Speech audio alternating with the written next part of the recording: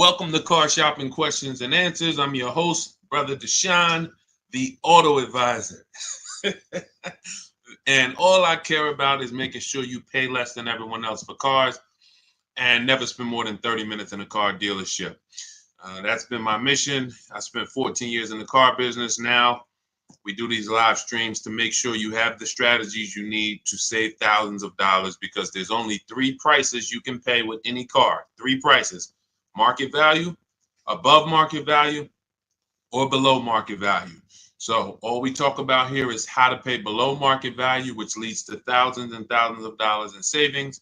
And you can start typing your questions in and we will get to them one by one. So we appreciate you actually tuning in with us. Everything what I'll be talking about on this stream is out of my new digital book. It is called Cars from Home. That's a mindset. 7 steps to saving time, money, and avoiding dealerships. You can get a copy of it anytime over the next 30 minutes for 75% off. It's normally a $97 book. It's worth every penny. You can see it's 5 stars. You can Google it. But as part of my welcome offer, I want to give it to you for 75% off. So if you get to my TikTok bio before 30 minutes or my Instagram bio, click that website there, or the YouTube comments or the Facebook comments, you'll click a link that you can activate that 75% off and get your book for $24 instead of $97. But it's only for 30 minutes, so make sure you get there before 30 minutes is up. Okay, so we're going to start out with Mary's question, which is what to say if I'm asked to make a down payment. First thing you have to realize is down payments are not mandatory, and in all but 2 cases, they're unnecessary. So down payments, let's say you're looking at a car, it's $25,000. You want to buy it. The bank will lend as long as you have good credit, fair credit, good credit, great credit, 20% above what the car's value is. So if you're buying a car for $25,000, the bank will lend another, let's call it $5,000. So they'll lend $30,000 against a $25,000 vehicle. Now, what does that $30,000 entail? Well, let's say you want to put no money down and you want to buy the car and put your taxes in the loan. The bank will approve that. Let's say you want to buy it and put your fees, which may be a documentation fee and DMV fees. Those are the only 3 legitimate fees: tax, DMV, documentation. So you put that in there. So now that takes you from 26, 25. With the taxes, you go up to 28. With the fees, you go up to 29. The bank will lend up to 30 or 20% above the vehicle's value, which is 25, which means you can do a no money down deal. It is not required. Let's say the vehicle's value is 25, but because you have no shopping strategy, you pay 28. The bank only is going to lend 30 because the price you paid for the vehicle does not affect the value of the vehicle. If the value was 25 and you paid 28, the bank's lending 30. Now, the same is true if you get a big discount. Let's say the value of the vehicle is 25 and you get it for 20. The bank is still going to lend what? Up to what? Come on, type in the chat so I know who I'm talking to. I need to make sure I'm talking to the locked in people. 30, exactly. So the loan to value ratios don't change regardless of what you pay for the vehicle. Now, as long as you are trying to get a vehicle and be with everything you want to add to your loan is within the loan to value ratios, money down is not necessary, no matter what they tell you. But what you have to understand is if you come over and you have $5,000 of negative equity, now we have to take that into consideration. Can we do a no money down deal with $5,000 of negative equity? Possibly. It's going to go back to 20% above what the vehicle's value is. So you heard, oh, maybe I get a discount, get me a nice deal, below market deal, knock $3,000-4,000 off. and I can bring over more negative equity. But the only two people who cannot do these no money down deals, and more than the majority of it, is the negative equity people, because you just have too much baggage you're bringing over. And then if your credit is too bad, where you're trying to finance everything, but even with credit being bad, they're normally just charging you a higher interest rate. They're not usually, sometimes you'll see a lower loan to value ratio, but typically the 20% is going to be customary. So it's really the negative equity that stops people from doing no money down deals in most cases. When I was at Mercedes, some of you know I worked for Mercedes for 5 years. People with 800 scores would leave with no car, negative equity. So if you have a lot of negative equity, your goal is to find a car that you can get a huge discount off of, something like, $7,000-$10,000. Even if you look at somebody like Tiffany bought her Mazda using our strategies, using the strategies in my book. She got $6,530 off. Now that's a $44,000 vehicle. So if she had $6,000 of negative equity to bring over, she could do it, because she got a $6,500 discount off the car she was buying.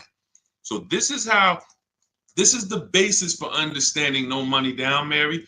And a key is for you to understand you need to be shopping for the price of your vehicle. The vehicle you're going to buy, you should be shopping for that with an out the door price, not with a loan. So let's say you are like, I want to buy a Hyundai Elantra. You should target whatever Hyundai Elantra you want, get the equipment, and then get a bunch of offers to see who's going to give you the biggest discount, because they're not all the same. They're very different. This isn't the Apple store. You could go to the Apple store in California, the iPhone's the same as the one in Florida. You go to a Hyundai dealership in Bay Ridge, Brooklyn, it's an entirely different price from, Inglewood, New Jersey. And total different price than, Metuchen, New Jersey.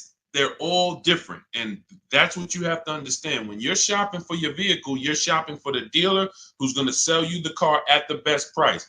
You will handle your financing, your down payment, your interest rates in a separate process. You don't want to mix those two. Okay? That's a good start for you understanding that you should not be in a position where they're telling you make a down payment, unless you put yourself in that position. You follow what I just talked about over the last three minutes, then you should not be in that position. You should understand when a down payment is not necessary. And almost anyone can do these deals with no down payment. Go ahead, Dolan. Let's shoot the next one up. Keep typing your questions. We'll keep getting to them. What's up, Josh? Thank you for liking the video. I see you. Thank you, Bianca. Welcome to the people who are shared. Malik, 621, thank you for sharing. Shout out to the sharers. I see you. It does not go unnoticed. I appreciate everybody who shares, hit that share button, and sends this broadcast to some other people. I appreciate you. All right, AG, car shopping for a used Tesla X, how to save or haggle. There's two types of used car dealerships. When I worked at Mercedes, the first Mercedes-Benz dealership I worked at, big markups, wants to negotiate. Big markups.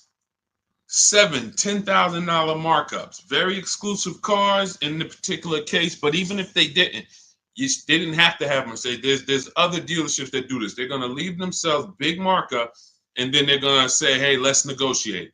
This is also for dealers who get a lot of traffic walk-ins. They're either on a highway. They know that we're going to get 50 people on a Saturday to walk in, so they can charge. They put these prices up. And they're not trying to really sell them online. They're trying to sell them to the unsuspecting locals. Now, different dealership says, I'm only going to mark my cars up $1,500 because I want to sell a lot of them. This is an entirely different model, different mindset, different process. Where you will get in trouble is when you're talking to a dealer, or you're about to buy, you're trying to buy from a dealer that has the $1,500 markup, has already priced their car better than anyone, and you're trying to get $2,000 off because you think you're talking to the markup dealers. That's when you end up losing. So how do we know the difference? We use a process. In my book, I have a process called the multiple marketplace strategy, where we have all the marketplaces open where used cars are. if a used car is not on a website, you should not be talking about. You shouldn't be talking to anyone about it. If you can't find a vehicle on a website, a public marketplace, where every dealer wants to sell their cars, do not negotiate on these cars because they can make up prices. Let's say if it was on a website, it'd be 26. You come in, you're like, hey, I like that blue car. Hey, how much y'all asking for it? What's to stop them from saying, hey, yeah, it's not on the website yet. We're going to be asking 29. And then you're like, oh, that sounds kind of high. Well, what did you think? I'm trying to get to like 24. Now, meanwhile, if you'd have sold for 26, you probably would have, asked for, but because you think he's asking 29, now he could talk you down to 26 and you think you got a good deal. Meanwhile, the price they should have listed it for was 26 to begin with. So that's why it's a dangerous, unwinnable game to ever negotiate with a used car that you can't find on a marketplace, public, because that's where their competition is. So we're going back to our system. We're opening up all the marketplaces, CarMax, Carvana, Driveway, eBay Motors, Cars.com, Auto Trader, Car Gurus, and Carfax. 8 marketplaces. Now, all of these marketplaces have different cars. And sometimes you will see a marketplace that has a car here for 34, but the same car is on another marketplace for 32 because they lowered the price. But because you only look at Car Gurus and you're not looking at Carfax, you didn't see that when they lowered the price, this website updates faster than this one. So that's why we're on 8 marketplaces. And then we're narrowing it down based on the first thing you need to do is look at assess the market, I call it. In my book, in my multiple marketplace strategy, this is called assessing the market. What's the low prices? What's the high prices?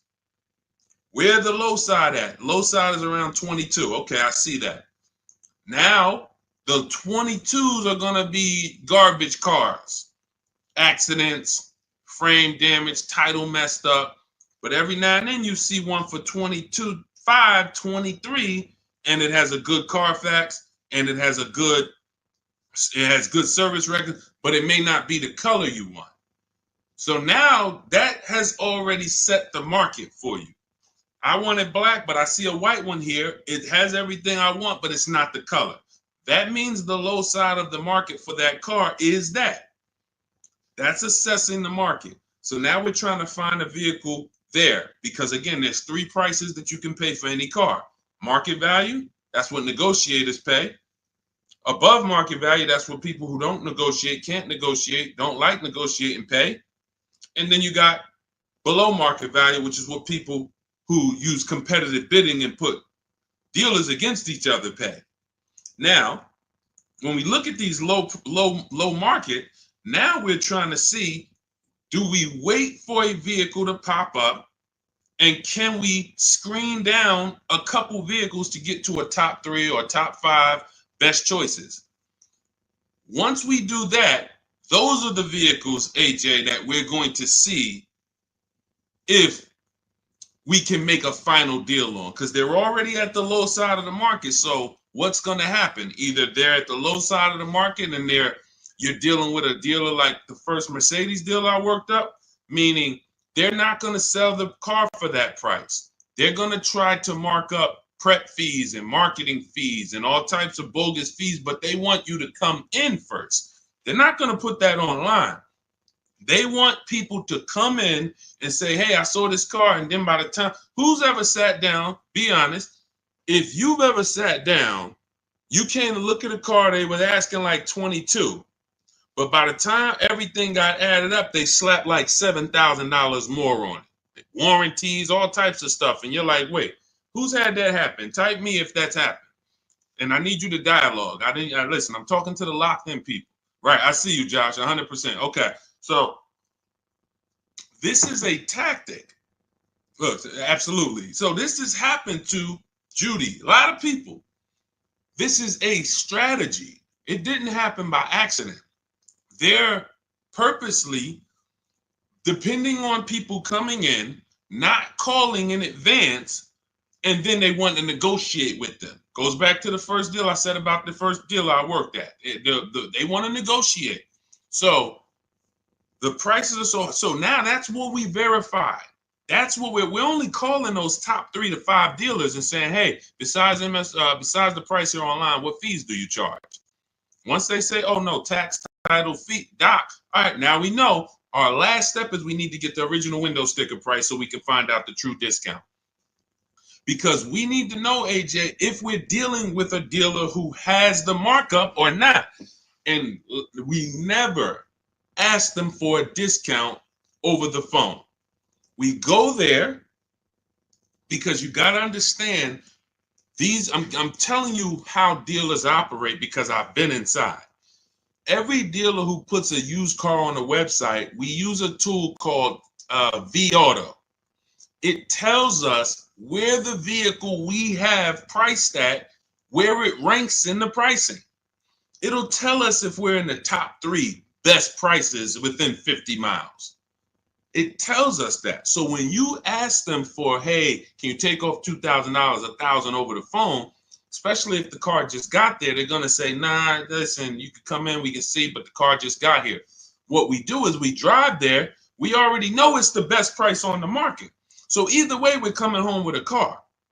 Unless it just doesn't drive well or something like that. Every now and then that happens. But usually when we leave and we know we've done our assessment from home, we're going to make that deal. That's how I did with my Infinity truck. I just had to test drive it, lock the deal up. When we do that, that's all we're doing when we get there. And we already know. Now, what we'll do, we'll ask them, hey, could you take off another $1,000? If they have it, they'll do it. If they don't, they might say, listen, we don't have it. The car just got here. I only got the car marked up. You see, we know they're telling the truth because we've done the research online. So now you know if you're programmed to only, hey, if I don't get 2,000 off, 3,000 off, then I can't buy it. And you're going to miss the dealers who want to, they literally put their cars online. They want them going in 24, 48 hours. They make sure they're the best price and they sell lots of used cars. You go in there trying to get 2,000, 3,000 off from them, you're missing opportunities. That's how it goes.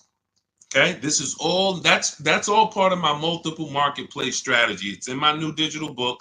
It's called Cars from Home, 7 Steps to Saving Time, Money, and Avoiding Dealerships. As part of my welcome offer, you can get your copy for 75% off, but it's only for 30 minutes. So you go to my TikTok bio or my Instagram bio, the YouTube comments, or the Facebook comments. You won't pay the normal $97 price, but it's only for 30 minutes. And then you'll have everything we'll be talking about on the stream step by step. Go ahead, Dolan. Next question.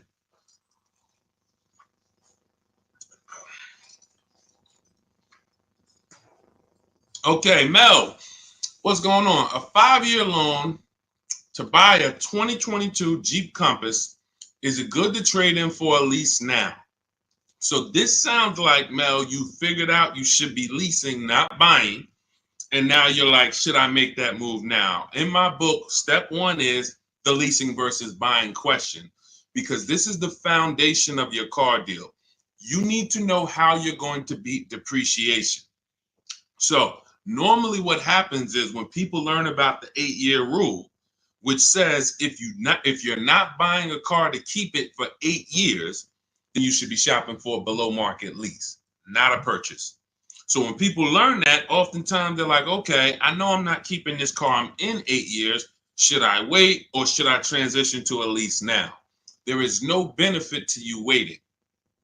As long as your equity situation isn't so bad where it's going to stop you from transitioning to a lease, the play is to move to a lease as soon as possible, because you're not going to get the money back you're putting into owning these cars. The only people that get the money back for owning these cars are long-term owners. 8 years, 10 years. We got people on here who have cars. I'm sure some of you have had cars for 8, 10, 12 years, maybe even more. We usually get somebody on here that has a car for more than 15 years.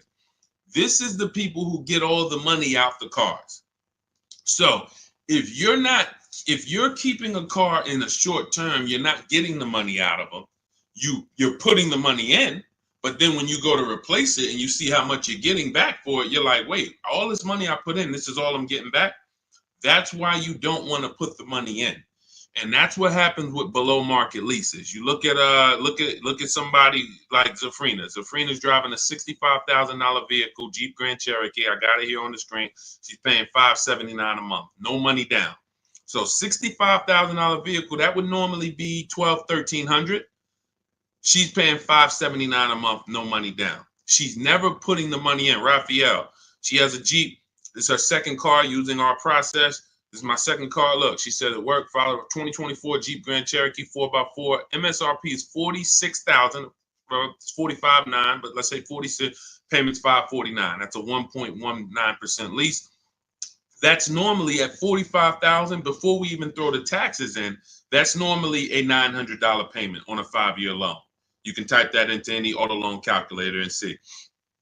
So you're going from $900 to $549.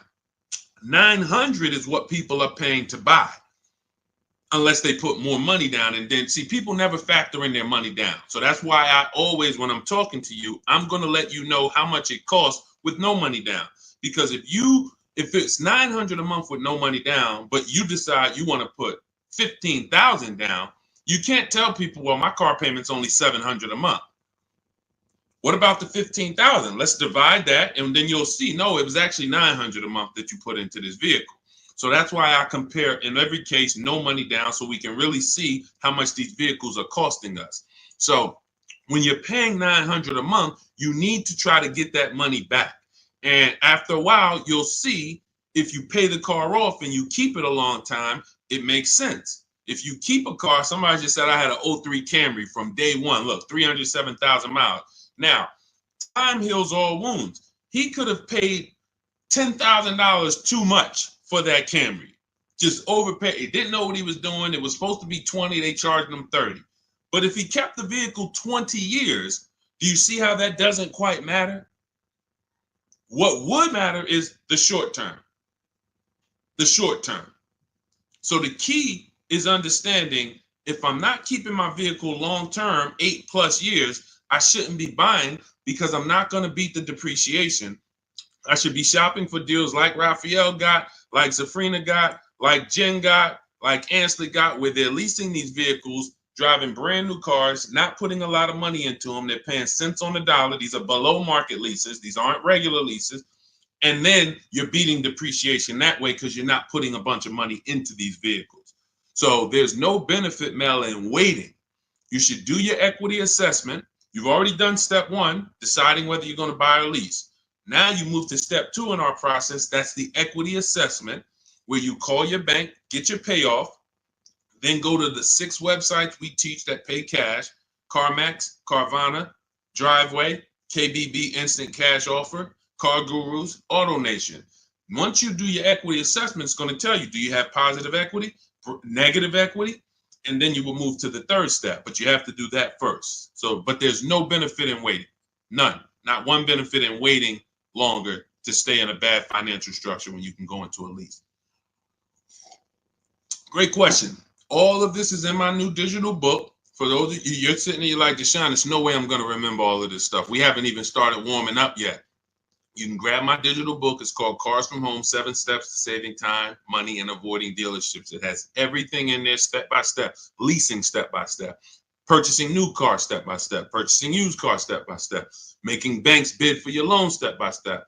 And you can get it for 75% off as part of my welcome offer in my TikTok bio or my Instagram bio. Click the website there, and or YouTube comments or your Facebook comments, and you can get it for 75% off, which will be $24 instead of the $97. But it's only for 30 minutes.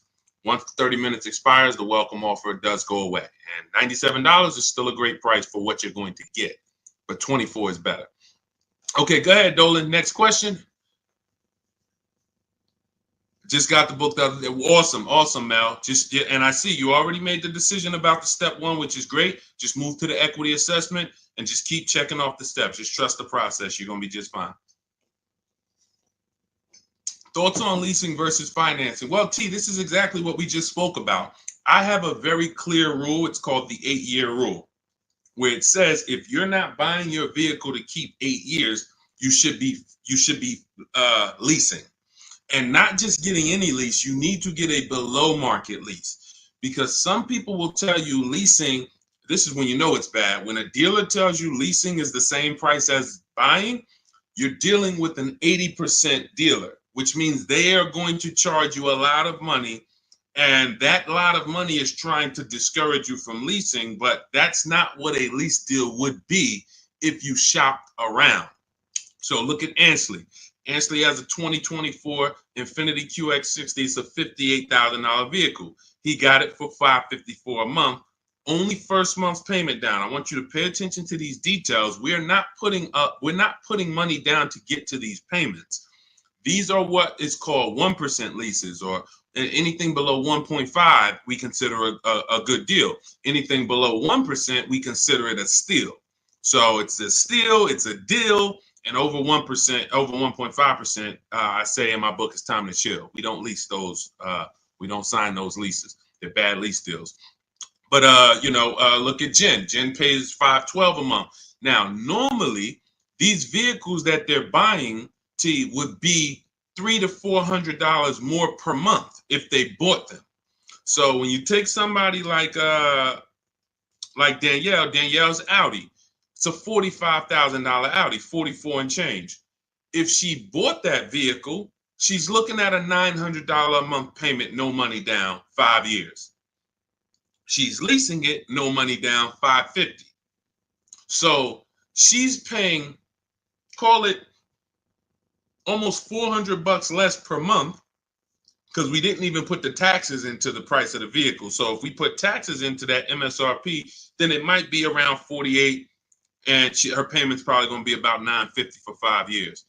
She's paying $550. Now, let's just to give you an example to understand it deeper, let's say she got a big discount off this Audi. Let's say they knock off even $10,000 for her, which would never happen. But let's just say she knocked off, I just want to prove a point here. Instead of 48 with the taxes, let's say she gets a big discount. She's at 38 now.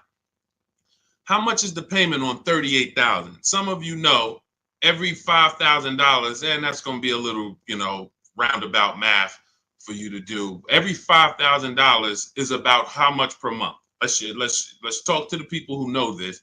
Every $5,000 on a car loan that you look at every $5,000 is about how much per month?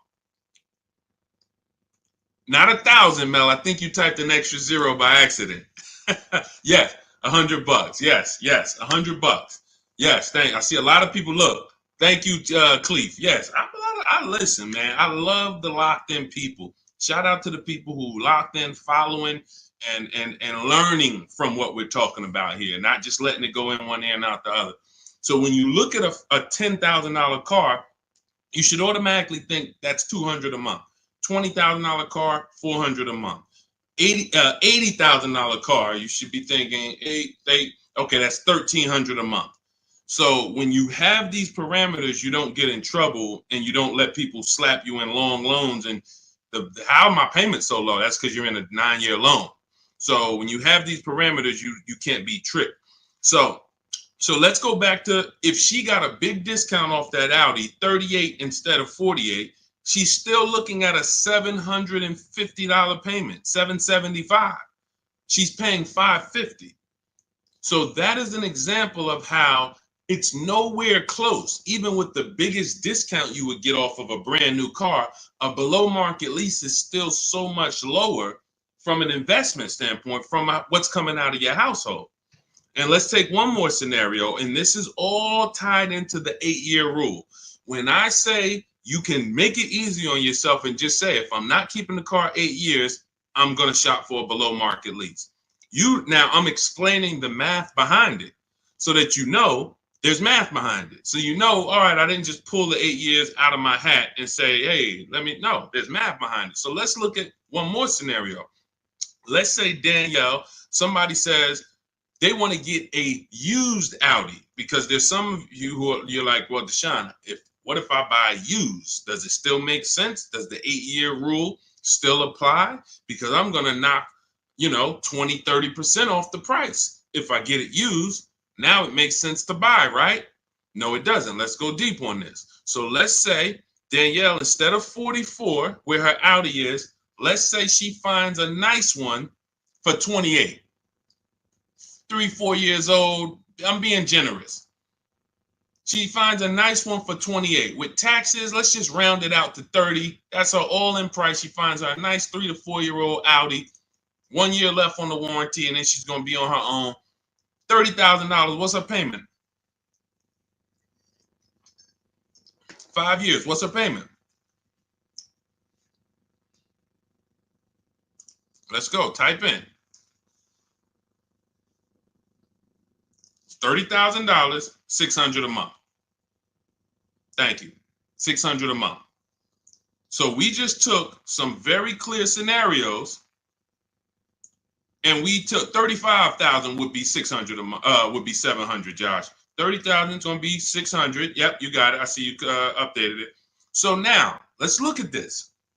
We have a scenario where Danielle's driving a brand new Audi for the next 3 years, $550 a month. Had she bought a brand new one with a dramatic discount, she's still be with a regular discount, she's going to be $900 a month. With a dramatic discount, she's still going to be it was close to it was 38. So 38, still close to almost $800 a month, $775. Then with her used version, if she bought a used version and got a great price on it, 28 plus tax, she's at $600. So every one of those scenarios is much more expensive than the purchase and then the lease, than the below market lease. And frankly, you can't really compare a 3-year-old, 4-year-old Audi to a brand new one. You just can't. Because you're only you're paying $600 a month, I'm paying $550, but the benefits even outweigh that. You're gonna have no warranty after a year. Anything goes wrong, you're on your own. You're going to, 3 years from now, your vehicle's going to be 7 years old. 3 years from now, I'm going into a brand new, another version, 2028 or whatever's going to be out then. So there's no comparison. When does the buyer win? The buyer wins in the long run. You can see the buyer's losing in the short term, right? In every one of those scenarios I just laid out, the buyer is clearly losing. Brand new car buyer paying $300, $400, $500 a month more than the below market lease, losing. The used person got a payment closer to the below market lease, but look what they're driving. 3, 4-year-old car. It's going to have no warranty soon. They're going to be on their own. And then the majority of that time they have it, they're going to have no warranty. That is the life of the buyer. But after 8 years, the money paid starts to stack for the lease person. Because if I'm paying $550 a month, all right, let's say Danielle gets 3, 4 Audis in a row. She just got 4 Audis, every single one of them, she gets below market deal $550. Below market deal $550. After she gets to year 8, she's paid more than these other people. Year 8, she's paid more. So at that particular point, financially, the buyers are ahead. But before that, the buyers have lost because Danielle's driving better vehicles for less. That's why it's the 8-year rule. This is the first decision you make, because if you make this wrong, you lost. If you go in to buy a car, if you go in and you buy a car, but you should have leased, you lost. I just showed you. Doesn't matter how good of a deal you got. Man, Deshone, they knocked 15% off for me. Does not matter. If you're going to replace that vehicle in 3, 4, 5 years, you would have been better off getting a below market lease and never tying up all of that money in the vehicle. That makes sense? Type $signs if you're clear on that. Type $sign, $sign if you're clear on that. All of this is in my new digital book. That's step 1. It's called Cars from Home. It's 5-star rated. Thank you to everyone who's reviewed the book and rated it. And it's called Cars from Home, 7 Steps to Saving Time, Money, and Avoiding Dealerships. That was step 1, which is our leasing versus buying question. That's how we put our deal on the right foundation. And that's the most important question. It's literally called that in the book, the most important question. How many years are you going to keep the next car? That's when we decide leasing versus buying. So as part of my welcome offer, you can get your copy of Cars from Home for 75% off in my TikTok bio or my Instagram bio. Go to click the picture of me, click the website. and then you can activate your 75% off for the book, but it's only for 30 minutes. Also in the YouTube comments or the Facebook comments. After that, price goes back up to $97. Welcome offer is gone, but go get your book and come on back to the show. And make sure when you get the book, you screenshot the thank you page, because on that thank you page is the link to open the book. I also email you a copy, but sometimes you type in your email wrong, you type in too fast, and that screenshot has my support team's email, where you can email my support team just in case you type your email wrong and your book's not in there. So go ahead, Dolan. Next question. Just keep them coming. Keep typing your questions, y'all. We will get to as many as we can while we're on. How do you calculate the negative equity? This is a great question.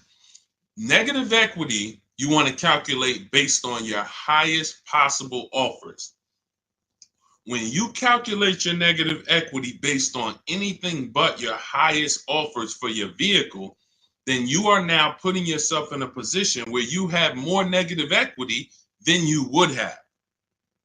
So let's say you go into a car dealership, which we never do, and talk numbers. We go into a car dealership, test drive, pick up our car, but you're there, you're talking numbers. Now they look at you and they tell you your car is only worth 16. You have $6,000 of negative equity. That means you owe 22. So your car's worth 16, you owe 22. They're telling you you have $6,000 of negative equity. Now, the problem is, if you believe that without actually doing what we call the equity assessment, which is getting bids for your car from companies that pay cash. They buy cars same day, you come out, or sometimes they send an inspector. It's a very quick process. They cut you a check and they pick up your car, right? There's 6 companies we use right now to do that. Carvana, CarMax, Driveway, Kelly's Blue Book, Instant Cash Offer, AutoNation, and Car Gurus. Now, these 6 companies bid, we get their bids. Now, let's say CarMax decides they can pay you $19,000. You owe 22. How much negative equity do you have now?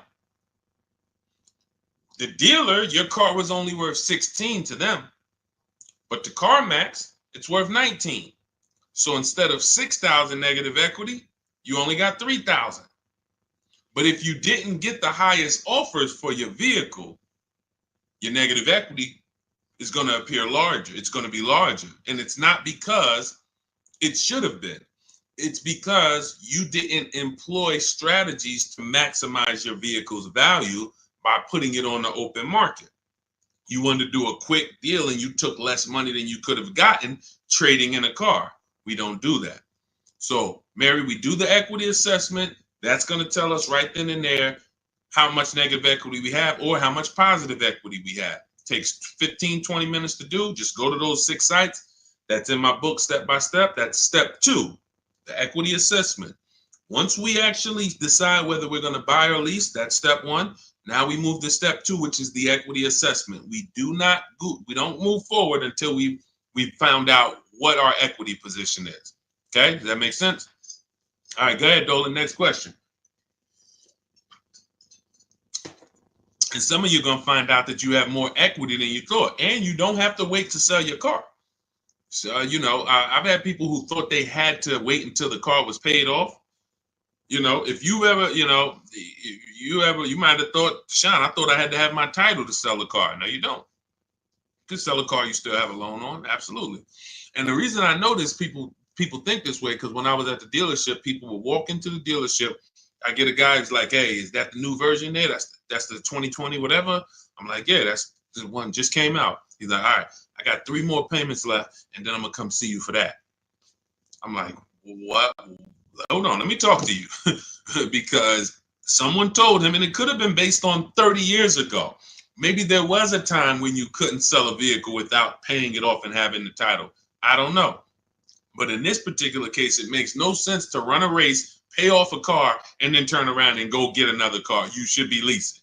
Because that's one of the downfalls of leasing is you always have a payment. Now, there's benefits there, but if you are buying and you always have a payment, because literally as soon as you pay off your car, you go get another car, and then you go get another car, and you always have a payment, you've never reached the reward stage of buying. So, IG, how would you know a car is below market value? Who to believe? CarMax? No, this is not. We don't believe companies. You know a car is below market value by looking at the market and getting multiple offers.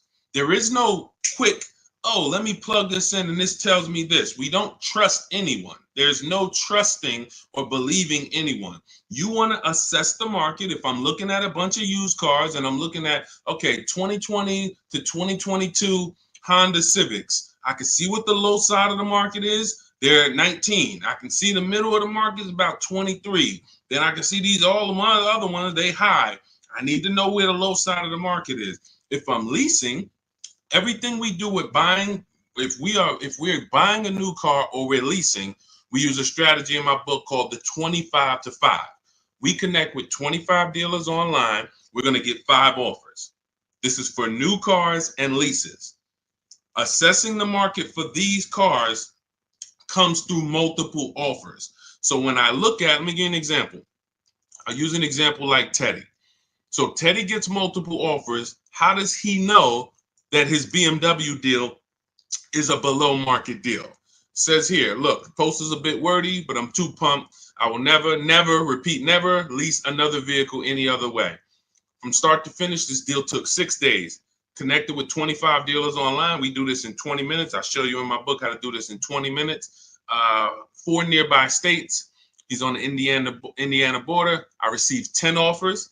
I only use the scripts provided. So I provide you with email scripts, copy and paste, because I know everything these dealers are going to say. Obviously, I was a car dealer for a long time, so I know the canned responses. So I wrote the email templates to respond to them. Now, he ends up, this is a $73,000 vehicle. He closed his deal at $856 a month, no money down. Now, how does he know $856 was the below market deal for his BMW? Because his highest offer came in at $1123. So you can see my highest offer during this process from a different dealer was $1123. Look, the dealer closest to me, the local dealer, came in at $986. So his closest dealer is $986. His highest offer is $1123. He closes his deal at $856. It's clearly below market value because he sees the market. The only way to get below market deals is to look at the market. That's why we have the best system for getting multiple offers on new cars and leases. Or if we're shopping for a used car, we're looking at multiple options. That's the only way. That's why I said there's 3 prices you can pay for any car. If you're going to buy a car, lease a car, if you're going to buy a new car, buy a used car, or lease a car, there's 3 prices you can pay. Market value, that's what negotiators get. They don't know if they're actually getting a below market deal. They're just negotiating to try to get to the bottom. But they don't know they're at the bottom because they don't even know if they're at the dealership. Let's just say, let me go back to Teddy's deal. Let me show you an example of why you can't get a below market deal from the wrong dealer. This Teddy's local dealer comes in at $986 a month. Now, we have counter offer calculators in my book. His $986 from his local dealer is not the first offer. That's the last offer. That's, hey, we're not doing anything lower than that. The highest offer, $1123. We're not doing anything lower than that. So if somebody's in there and they're negotiating with one of those dealers, they're not going to get to $856. They're at the wrong dealer. They're at an 80% dealer, and 80% dealers want to make a certain amount of money or they're not going to sell the car. If they can't make $5,000, they're not going to sell a car. $7,000, whatever it is, I'm not going below this. Meanwhile, the dealer who beat everyone's offer at $856, maybe they only made $2,000. Maybe they only made $3,000. Who knows? But the point is, they said, I don't need to make all that. I'm going to beat my competition and sell this person a car. That's a 20% dealer. That's why I say negotiators pay market value. People who don't, if you don't negotiate and you're like, man, Deshone, I just go and I close my eyes and just wake me up when it's over and I could drive out of here. You're going to pay above market value. So you're gonna, because you just don't have any, you don't have any fight in you, you have no strategy. But below market is reserved for the people who are putting dealers against each other, because it's the only way to know you got a below market deal is when you can look at enough options and know that you paid less. It's like this with anything. It's not just cars, TVs the same way. If you were buying a 100-inch TV, how would you make sure you're getting a good deal? You're going to look at probably 30, 40 TVs in every website. Then you're going to be, oh, this one's on sale, $699. All the rest of them is $900 and $1,000. Clearly, that's the below market deal. Same principles.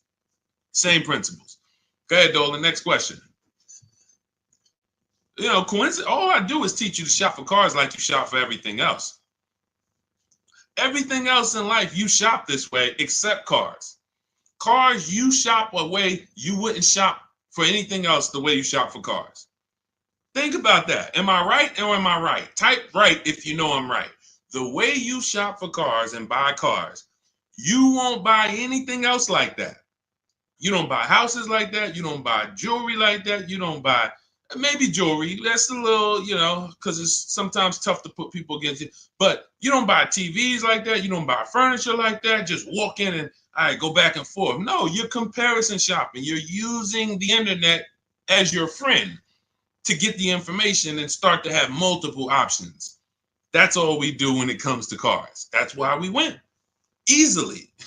It's no struggle when you're using the internet to put people against each other. The struggle is going in and battling and begging someone to take money off when you're already about to spend 30, 40 grand with them. Imagine that. You're about to make a $40,000 transaction and you're just begging, come on, can you take off another 500? Just $40,000. All right. Best SUV to buy. This is all subjective. If you want to look at ratings, feel free to do that. I don't recommend cars because it's just too subjective. There's over 40 car companies. All of them have vehicles in every size category: compact, midsize, large, 3 rows. So there's so many categories. The key is this: find one you like based on looks. I like the look of that. And then you can come home and do what we call a quality check. This is in my book. This is in step 4. This is when we make sure the car we're shopping for is a good car. Some vehicles have a bad DNA. I want you to remember this. DNA you can't get around. You cannot repair DNA. So if a Nissan has a particular transmission that goes out between 80 and 90,000 miles, I never get it, because I would never buy that car, because there's nothing I can do to escape what might happen. It's just literally the luck of the draw. Maybe mine doesn't go out at 80, 90,000, but these vehicles are known for the transmissions going out from 80 to 100,000 miles. That's why you'll notice a lot of Nissans for sale. They got like 80,000 miles on them, 90, because people get rid of them right when the transmission starts slipping or right before it goes out. That's what happens. So you can, and this is not all Nissan. So you need to, we always type in the actual car to Google, and we type in 2000, we put the year, the make, the model, 2000 Honda Accord reliability, 2018 Nissan Altima longevity. There's three words that we use that you need to get familiar with: initial quality, reliability, longevity. This takes 5 minutes to do. Initial quality tells you, what does the data say? What are people saying about the vehicle the first 90 days? So if you're leasing a car, you're going to buy a car new or you're going to lease it, you need to know what the initial quality reports are. What are the owners saying the first 90 days of the vehicle? Is it in the shop? Is it electric problems, little malfunctions, blind spot, whatever? That's initial quality, first 90 days. Reliability is your first 3 years. So you need to know, what are people saying about this car, not my neighbor. Not my neighbor. My neighbor owns one of them. There's 10,000 out here. What are they saying? Maybe my neighbor got a good one. You know what I'm saying? Your neighbor might have just got a good one. But I need to know, what are people saying about this vehicle the first 3 years? That's reliability. And then longevity is the long run. 7, 8 years, the engine. People, you're going to see people like Motor Trend and Vehicle Engines, all these websites that all they do is study engines and longevity. What are they saying about this vehicle? Are they saying that the transmission's known to go out? Sometimes you'll type in 2018 Kia Sorento longevity and you'll see right at the top, with proper maintenance, these vehicles are known to last 200,000 miles. That's a good sign. Now all we need to do is make sure we're getting a good one that has been properly maintained. But that's the DNA. So when you ask the best SUV to buy, my goal for you is to avoid the vehicles that have bad DNA. They have bad data. Could be a year.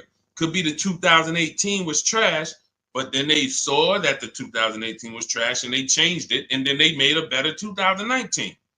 So it's all up to the year. I appreciate it, Rob. Thank you so much. Go ahead, Dolan. Next question. That's in step 4. See, that's shopping, not buying. We have 7 steps in our process. Most important question, step 1, equity assessment, step 2, deal focused budgeting, step 3, shopping, not buying, step 4, multiple offers, multiple options, step 5, paperwork and protection, step 6, and delivery is step 7, pickup or delivery. That's it. So everything I'm teaching on the stream is always going to be out of one of those steps. And for those of you who have the book, here's what you should always be asking yourself. Where am I at in the process? What step am I at in the process? Because you've come from not having a process. So you don't know what to do first. Should I be thinking about my trade-in? Or, oh, matter of fact, wait, he said don't trade. And then, all right, when do I get my loan? Do I get a pre-approval? You don't know where these things go, what order they go in. But I do. That's why we created a 7-step process that accounts for everything. So you always want to be asking yourself, where am I at? What step am I on to make sure, all right, listen, why am I focused on budgeting right now? And I haven't even decided how many years I'm keeping the car. That's my first step. That's what it's about. Okay, Judy, my Jeep lease is up in 2 months. Strange lease of 5 years. Would you finance the car at the end? You've had the car long enough and you're not owning it.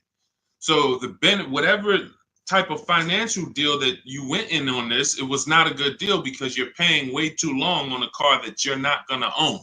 That's the reason we don't buy our leases. We don't do 4-year leases. Paying too much, unless you're paying like $200 a month or something ridiculously low, where you add up all the payments, add them all up. Look at it. All right, I gave them $2,000 up front, and then I paid $400 a month, and I've been paying $400 a month for 5 years. That's 60 months. All right, wow. All right, I paid them a lot of money. Add that up, and you'll see, compared to the MSRP, I paid way too much for this car that I'm giving back. So that's why I wouldn't suggest you buy it, because if you're not going to keep it long term, normally with a lease, it's broken into 2 sides. It's a part you're going to use, and then it's a part you're giving back to them. You're not paying towards that part. Let's say it's 50-50. You could stretch your side out. You got to pay half this car. You could stretch that out for 4 years or 5 years. But it has nothing to do with that back end. You're still going to owe. If you want to buy this thing, you still got that other half. So I don't know what your lease deal is, but if it's structured like a normal lease, you've just broken down your side. You're not paying it. Now, if you've paid into the car, 60, 70% of the car, but I don't think you have, because that wouldn't be a lease. That would be a loan. That would be like, hey, I'm paying the car off. I paid it off for 5 years. I only got 2 years of payments left. I should only owe a small amount. If that was the case, then that's different. But on a lease, if you just took a 5-year lease, then you're paying your half. You're not paying towards the back. So you might have a very, very low payment, but you're not actually building, you're not paying towards the car. You're only paying towards the half you're going to use. So in that particular case, I would give the car back. Now, again, I don't know the exact details, but that just doesn't, but here's the benefit of leasing is cents on the dollar. Look at somebody who has a Jeep. You can see here, Raphael got her Jeep. It's a $46,000 Jeep. She's paying $549 a month, no money down. So she's putting into this car $549. Let me do some math. This is why when we get away from these structures, it doesn't make sense anymore. $549 times 36, that's $19,700. Now, going back to her deal, the vehicle itself is $45,900 plus tax and fees. She's going to pay $19,000 over 3 years. That's less than what the vehicle would normally depreciate. So her vehicle that's 46 minus 19, about 27 is what's left, not to mention her tax. This is why you have to be judging the lease deal. Leasing is all about, I need a low payment and I need to pay less than I would have tying up all of this money. So once we get into these long leases, we've defeated the purpose. We've defeated the purpose of leasing. So I wouldn't finance the car at the end, Judy, unless you look at your deal and you can see that you only owe like another 10 grand or something, or 12 grand. Then okay, maybe you do pick it up on the back end, but then you should have equity, because if it's going like a normal loan and you've been paying for 5 years, you should do your equity assessment. You have equity, but if you're in a 5-year lease, you won't have equity. All right, that's a strange structure for sure, like you said, and never do it again. Unless I'm wrong about it, that's just not something that you want to do again. And hopefully you had a super low payment and you just kept the payment low for 5 years. But again, you're in the same car. There's no warranty. It's just, let's do something different. There's much better ways to benefit financially and drive, nice vehicles. Yep, you got it, Elaine. Thank you. Thanks for always tapping in. I always see your comments on my videos. I appreciate it. Go ahead, Dolan. Next question. Okay. Rita, what have you heard about the 2024-2025 Nissan Kicks? I would look at what we said over the last 7-8 minutes when we're checking the DNA of a vehicle. I ran down how we check reliability, initial quality, and longevity, and I would let it go from there. I don't give my opinions on cars. Now, what I do is I'm preparing these top 5 reports. So that's something we want to launch big in the next 2-3 weeks. We want to start giving you, based on the data, what are the top 5 worst SUVs, compact SUVs? What are the top 5 worst luxury cars? What are the top 5 best compact luxury cars? So we want to give you those things based on data, but that's not my opinion. You don't want to take someone's opinion on a car. You want to go where the data goes, because the data polls tens of thousands of people who have the car, and they report, this is what people are saying. This is what most people are saying. And that's all we want to focus on.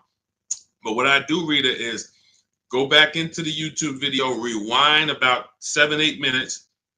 You'll hear my whole layout of how we check reliability, dependability, initial quality, longevity, how we check the DNA. That's checking the DNA of the car. And that's what's super important. You don't want to end up with a car that's in the shop every 3 months. I could teach you to get paid less than everyone. Yeah, all right, you use the strategies, you paid less than everyone. But what does it matter if you have a car that's now, every time you go out, check engine lights on, every 3 months, check engine light. What is this? So make sure you do that. Okay, and this is all in my new digital book, Cars from Home, 7 Steps to Saving Time, Money, and Avoiding Dealerships. We're talking about a piece of step 4, which is shopping not buying. The reason it's called shopping, not buying, is because shopping is deciding what you want. Now, you're not taking enough time to do that. You are letting people rush you in a lot of cases. And now, once we decide what we want, it only takes us 90 minutes to get it. You saw what Ansley said. He got his deal, Teddy, 6 days. I got my below market deal. Ansley, he got his Infinity truck. Look, he said, I started the process Saturday. I accepted a deal Monday. It's quick. By the time we hit the market, we are seeing below market deals like that. So it's not even a matter of needing a month or 2 or 3 to be able to do this. Now, if you have time, you can watch the market, because deals change every month. So you can watch the market and see, okay, let's see the lease deals next month. Let's see where the used car price is going next month. Are they going down, up? So if you have time, that's a benefit. But even if you have a week, you can still get a below market deal. So that's step 4, shopping, not buying, deciding what you want. And when you do this the way I'm teaching you, you'll never worry about getting a car and then 3 months later you're like, man, I don't like this car. I need to replace it, which is a loss because you're going to lose money because you already depreciated the car. Now you're trying to replace it. So you're going to lose probably 15% of the value, whatever you paid for it. So we don't want to do that. You want to take the time to shop. You want to choose your vehicles wisely, test drive them, and you want to enjoy the process. And you will enjoy the process when you stop mixing buying with shopping. Let me say that again for those in the back. You will enjoy the shopping process, which is deciding what you want, when you stop mixing that with buying. Hey, Charlie, we're going out this weekend. You and your mother, we're going to go test drive some cars. We're going to go see the Nissan. Then we're going to go to the Chevy dealership. And I want you to sit in the back, and I want you to make sure that you can get all your football equipment back there. We're going to look at like 3 different vehicles. Oh, that sounds good. That sounds good. Now you're at the first dealership. You see it. Okay. All right. What do you think, Charlie? This is nice. But yeah, this is nice, Dad. I like it. Let's go see some other ones. Next thing you know, the salesman says, hey, well, we got a sale today. So 1-day sale. Oh, now you're sitting down.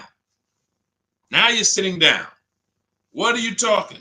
Well, Dad, what's going on? I thought we were going to the other dealerships. Yeah, son, hold on. Me and Daddy and Mom, we're working a deal here. Next thing you know, you're buying, not shopping anymore. And this is how you leave money on the table.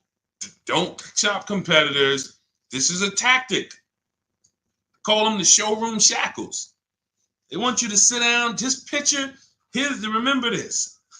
Every time you sit down at a dealership, just picture shackles coming out of the armrest of the chair, and because isn't it like that when you try to get up?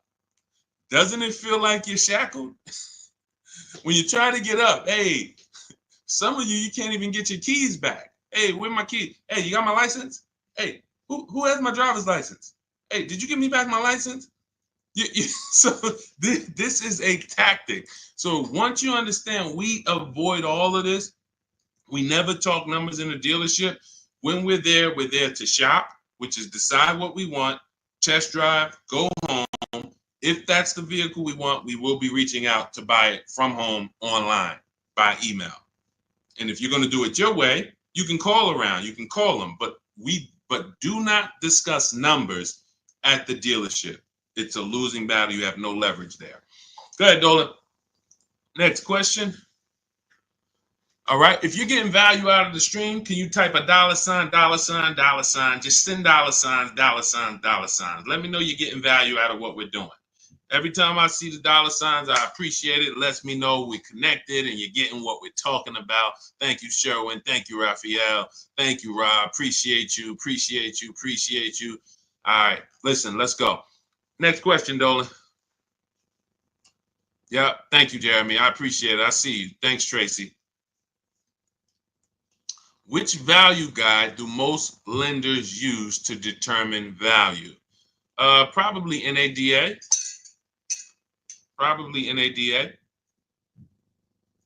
But you should be shopping for below market deals. You could, if most people are paying 25 and the bank's using 25 as the value of the car, I don't want to pay 25. Why do I want to pay what everyone else is paying? So using the strategies we're discussing, multiple offers, low market, everything we're doing, you're in a scenario where when you pull up to someone with the same car, you've paid 2, 3, 4,000 less than them if they got market value. If they paid above market value, you might have paid 6,000 less than them. And this happens. Unfortunately, it happens sometime at one dealership. I remember I was at a Mercedes dealership and a customer comes in, he's going nuts. He's like, hey, I got an E-Class. Me and my neighbor, we go out to dinner the other night. We got the same car. I'm paying $200 more than him a month. He was pissed off. Now, how does that happen? One person paid above market value. Maybe the other person paid below market value or market value, but it's a $200 spread. Same vehicle. So when you're using what we're talking about, what you're learning in my book, what I talk about on these streams, you are not anywhere near what lenders should be looking at you and saying, man, that's be good. I don't know how you got the vehicle for that price, but that's a good loan to value ratio. In case the vehicle gets totaled, we know that we're in a good position. We know, rather than, hey, this guy has a vehicle, it's worth 27, but he bought it for 28. He's cutting this thing close. He needs gapping. So, all we care about is below market. We're not interested in none of these high prices, and how bad they are for other people, unfortunately. Go ahead, Dolan.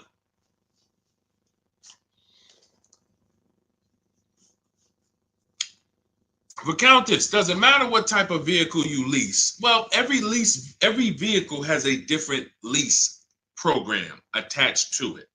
So every trim level has a different lease program attached to it. So a Mazda 3 Sport has a different lease program than a Mazda 3 Touring in many cases. Has a different lease program than a Mazda 3 Grand Touring. So every vehicle is different. Here's how I look at leasing, and here's how I want you to look at it if you want to talk value and money saving. You're looking for the car that you could drive the highest MSRP car for the lowest price. So my first lease was a Pontiac G6 $256 a month. It was like a $20,000 car in 2006. I paid a little more for it because I didn't have the credit. I had never financed the car. So I had to pay, I think I got tier 3 through my dealership. It was like maybe $40, maybe $30-something more per month that I had to pay. But my next lease was when I was at Mercedes, I leased an Infiniti that was next door. It was like a $32,000 car, $325 a month. It was an Infiniti G25. And then maybe a $35,000 car, G25. Then I leased a Q50, which was a $45,000 car, $345. Then I leased another Q50 because this was my wife's car, $365.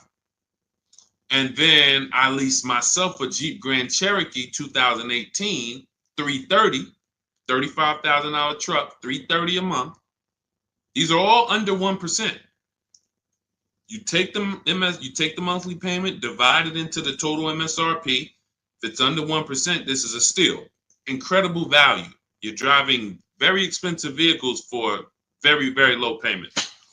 So, and then the last Infiniti that I got that I leased was we had 3 Q50s that my wife drove. And the last one was $365. So it kept going up by $20. Every time it would go up by $20. We had 3 Q50s. These were $44,000 vehicles.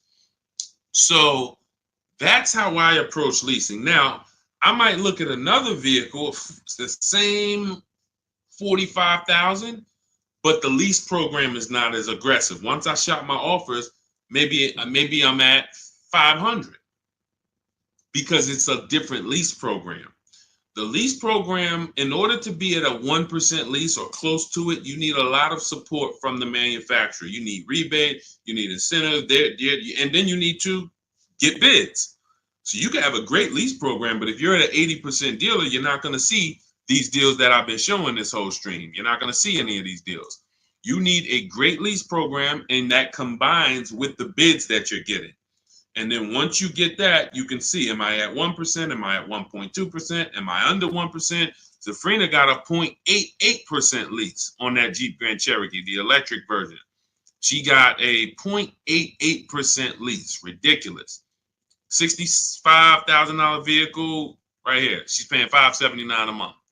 No money down. $65,950, $579. That's a 0.88% lease. Ridiculous value. Ridiculous value. So the lower value, the lower percentage, the better.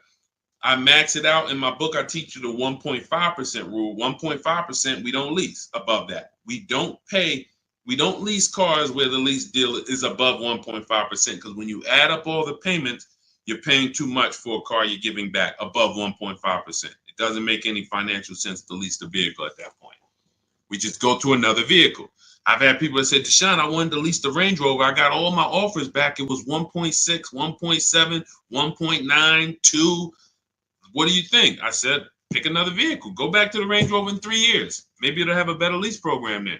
There was a time, I remember Range Rover Sports had a great lease program.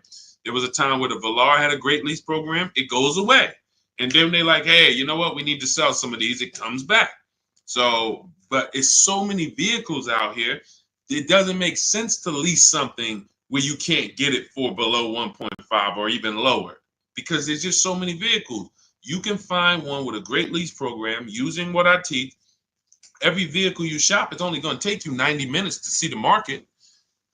Once you get to step 5 in my process and you're actually shopping the market for lease deals, it only takes 90 minutes to go to the websites, copy my scripts, and then get the offers back. So you can do this for 3-4 vehicles over a weekend if you want. But that's what you need to do. And then you determine what's the best value for me. Simple. I'm only leasing vehicles that I know I can drive them for cents on the dollar, and they're expensive vehicles. I don't even do 1.5. Sometimes you'll see somebody, they really like a vehicle. I always say, if you really like a vehicle, you shouldn't be leasing. If you're leasing, you don't love a vehicle.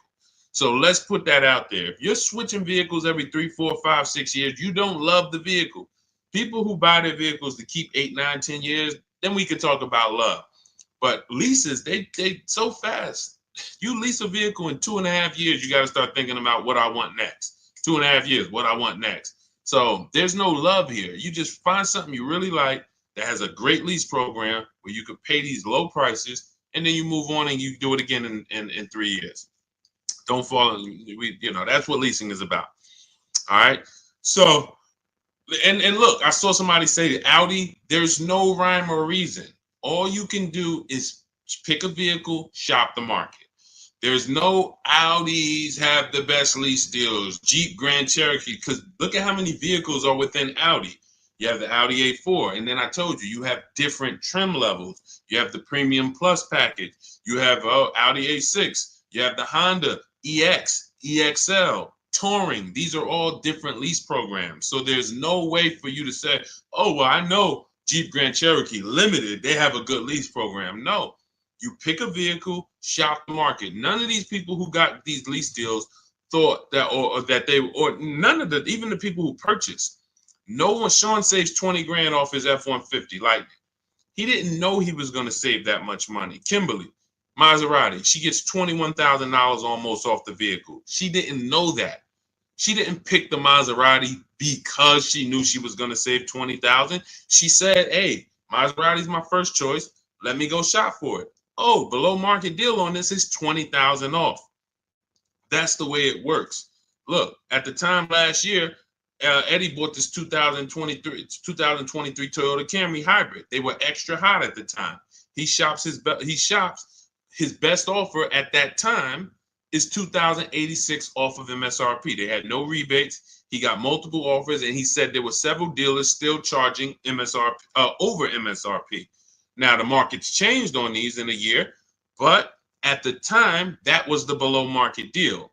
So no one goes in knowing how much a below market deal is going to be. You pick your vehicle, use my strategies, you get your offers, 24 hours, 48 hours, you have all the offers, you can see, how does it look?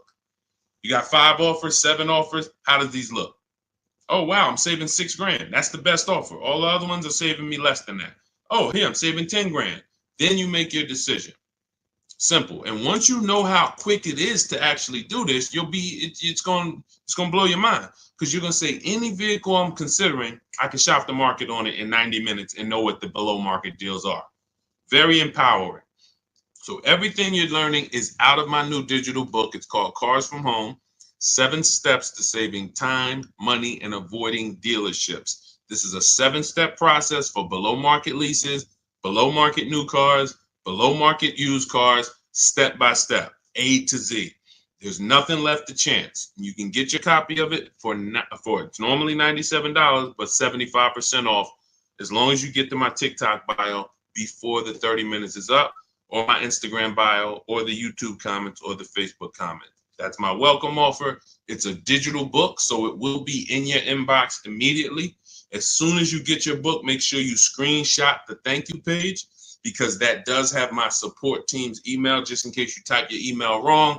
We can't email a book to a wrong email, so you could always reach out to my support team. And also on that page is the link to open the book. So as soon as you get it, you might want to open it, save it to your computer, but save the master link, because anytime I update the book, you actually get the updates. A couple months ago, Vroom went out of business. Vroom used to be in our equity assessment, used to be on our used car marketplace reports. They go out of business. We got to delete them. I went into the file, removed Vroom. Everyone who opened the book after that never saw Vroom again. So you keep the master link. That way, when I update the book, you get it. I don't charge for updates. I want you to win. That's why I'm giving you the welcome offer, where you could even get it for $24 instead of $97. But even if you miss the 30 minutes, you should go and get your copy for $97, because what you're going to benefit from is going to be 10 times worth what you paid for it. But if you get there before 30 minutes, you can actually get it for $24 instead. So go get your book. I appreciate you tuning in. I want to see you win. Make sure you email me your car deals when you make them. Send them to me by email. I love to see your deals, so I can bring them into the show and keep, talk about you the same way I'm talking about everyone else. And we'll make this happen. Keep unlearning. Leave everything you learned at the door. When you get my book, don't bring any of your old ideas to me. Trust our process. Leave all of that old way at the door, and your success is guaranteed. So I'll see y'all on the next stream. God bless you.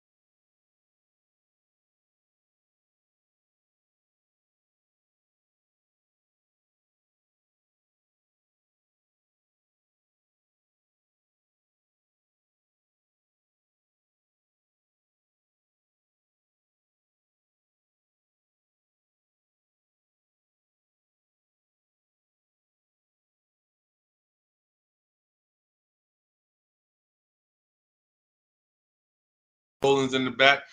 Welcome to Car Shopping Questions and Answers. I'm your host, Deshone, the Auto Advisor. This is all we do here, is make sure that you have the answers you need to shop the way you should be shopping in this car market, and in any car market. You should be putting dealers against each other. So all I do is make sure that you know what you need to do. We don't hold back. There's no fluff here. We get down and dirty. And but I do want you to lock in. If you have a notepad, you're going to want to take notes. You're going to want to watch this recording, because we're going to be going over some stuff you've never heard before. Pretty much everything we talk about here is stuff you've never heard, you've never done, and that's okay. That's why we represent unlearn, relearn. All right, we got to unlearn the old way Everything on the show is sponsored by my new digital book, Cars from Home. Thank God it's 5-star rated. Thanks to everyone who's reviewed it. You can get your copy for 75% off in my TikTok bio, in my Instagram bio, in the YouTube comments, or in the Facebook comments over the next 30 minutes. You got 30 minutes to get 75% off, and that book will be in your inbox in 5 minutes. You'll have everything we're going to talk about on the stream and more. All right, so let's get started with the first question. What's a good mileage on a decent first car? Well, you want to look at mileage per year. So if you're looking at a car that's 5 years old, you want to consider average miles driven is 10 to 12,000 miles. That's average miles for a driver. So if you look at a 5-year-old car, 60,000 miles is just fine. You're looking at an 8-year-old car, 8 times 10, 80,000 miles, 96,000 miles. That's perfectly fine average miles for that car. Now, some people like to get below average miles. That's fine too. You know, anything above that. But here's what's more important than the mileage on the car. Service records, absolutely paramount. In fact, let's go to what really makes the car good or not, the DNA of the car. The DNA of the car is things that can't be fixed even when the first owner took care of the car. You might have a car, we always do what's called an initial quality check, a longevity check, and a reliability check on each car. I'm going to show you how to do that very easily. It takes 5 minutes. All of the stuff that I'm talking to you about takes minutes, not hours to do using a computer. So when you said the DNA of a car, that's something that can't be controlled because they made it that way.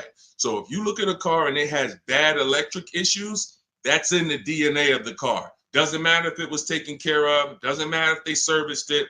It's built in. Some cars, when you do your longevity check, let's say you're looking at a 2018 Nissan Sentra. You type into Google 2018 Nissan Sentra longevity.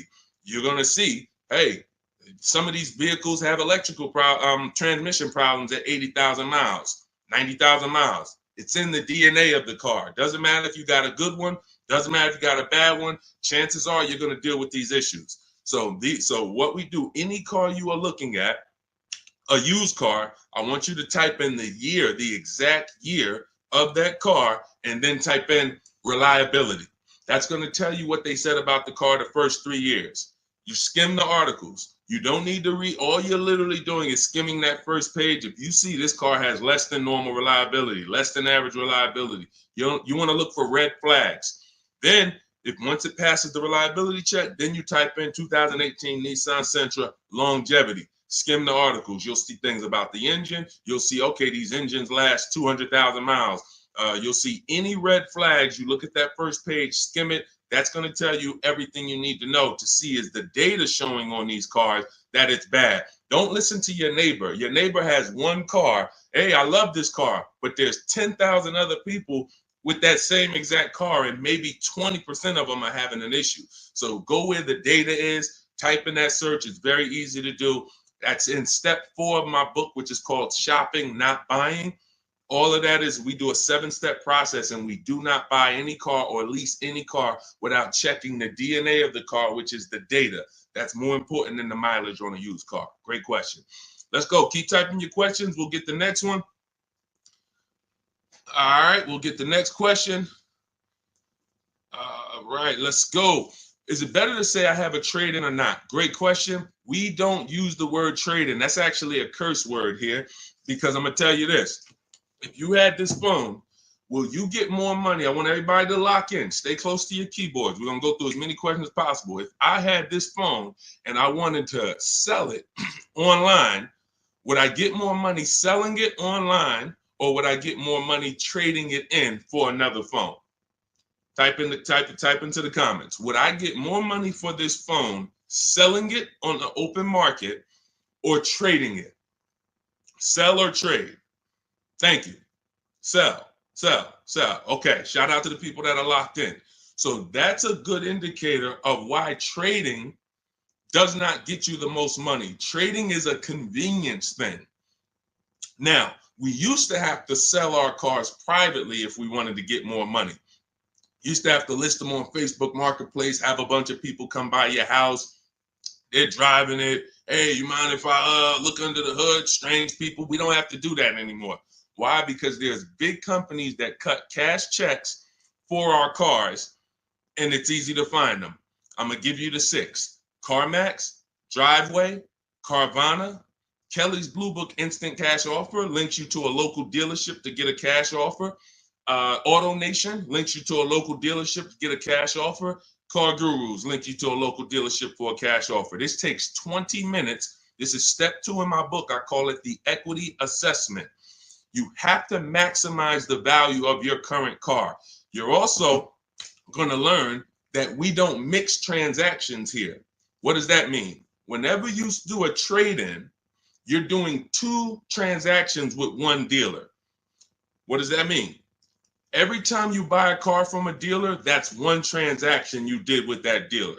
If you trade your car or sell your car to them, because that's what you're doing a 2nd transaction with that dealer. If you get your loan from them, you're doing a 3rd transaction with that dealer. And every time you do that, you're doing exactly what they want, because you're not giving you're not bidding out your loan on the open market to give multiple banks and lenders a chance to compete, and you're not listing your car on the open market, giving all of those 6 buyers that I just named a chance to compete. That's how you get the most money. You cannot get a great deal without maximizing each part of the transaction. You can't think that the same dealer that you bought your car from is going to pay you more money for your old car than anyone else would have paid you. That's why we do not trade. There's only one circumstance where you must trade. That's if you have a lot of negative equity and you can't pay the difference. So if these companies, Carvana, Kelly's Blue Book Instant Cash Offer, CarMax, all the companies I named, they're going to pay you more than any dealer.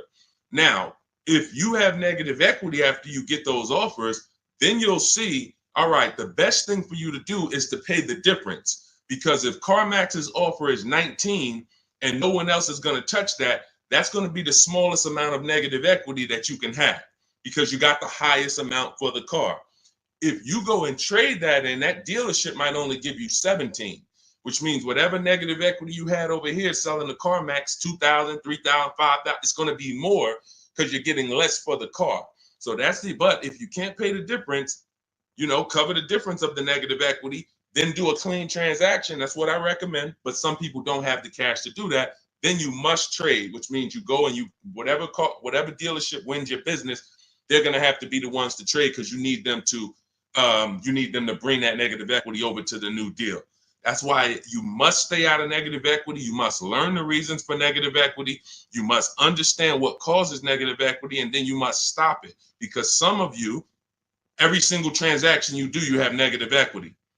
There's a reason for that. You don't understand leasing. That is your problem. That's another question we'll go into, but that is the problem. I've been doing this 14 years, working in car dealerships. I've been educating people like you online since 2021.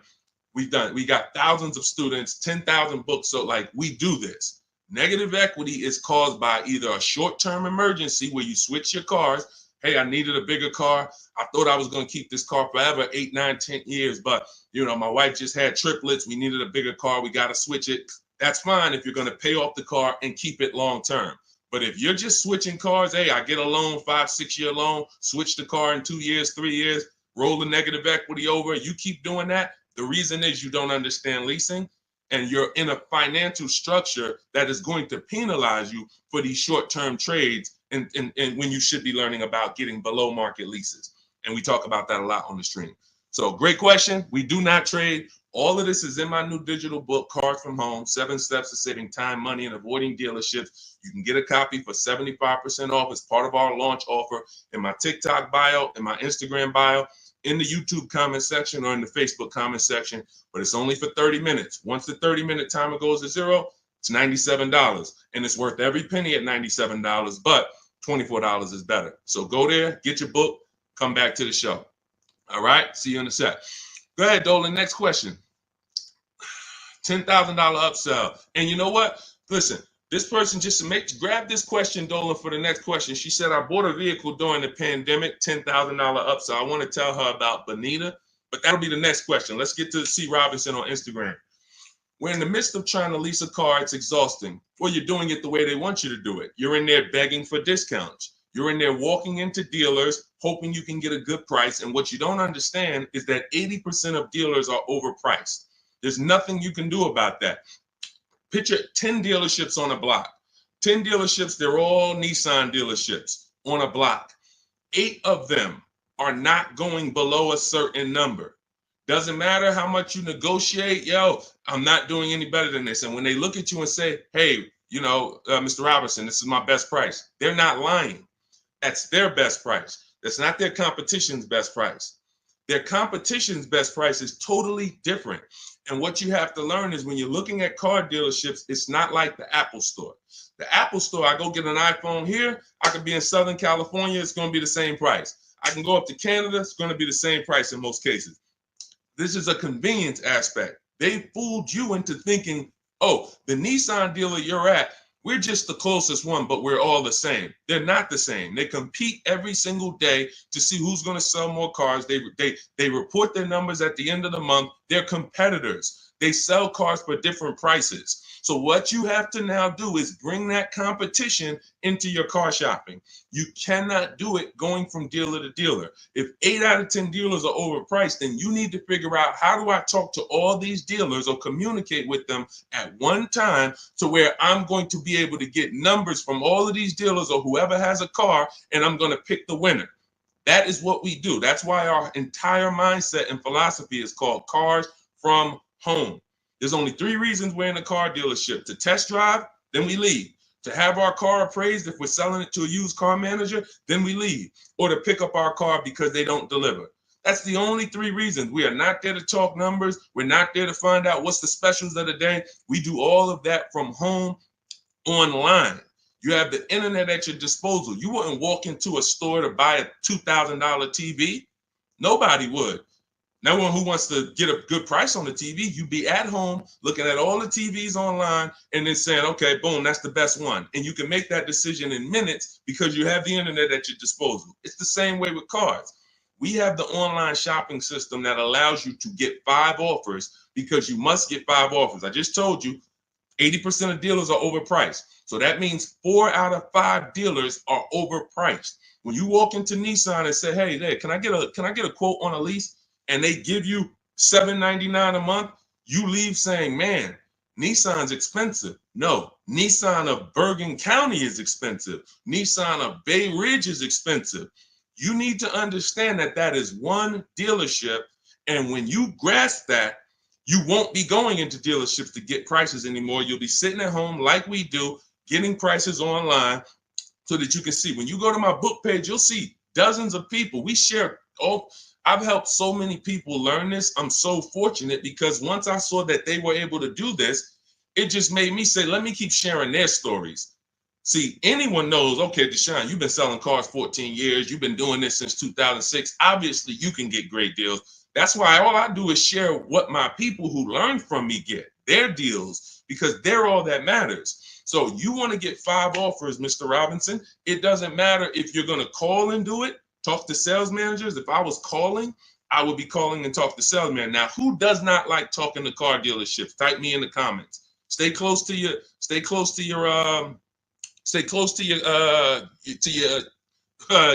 keyboard because I need to interact with you guys. Who does not like talking to car dealers? Because there are some people who do. When I was in Mercedes, it was some people who used to pop into the dealership every 2 months. They just come in. Hey, what are you doing here? And they're like, it's just, they get a thrill out of it. But if you don't like talking to car salesmen, type me or type hate it. I would only talk to managers if I enjoyed talking to car dealerships.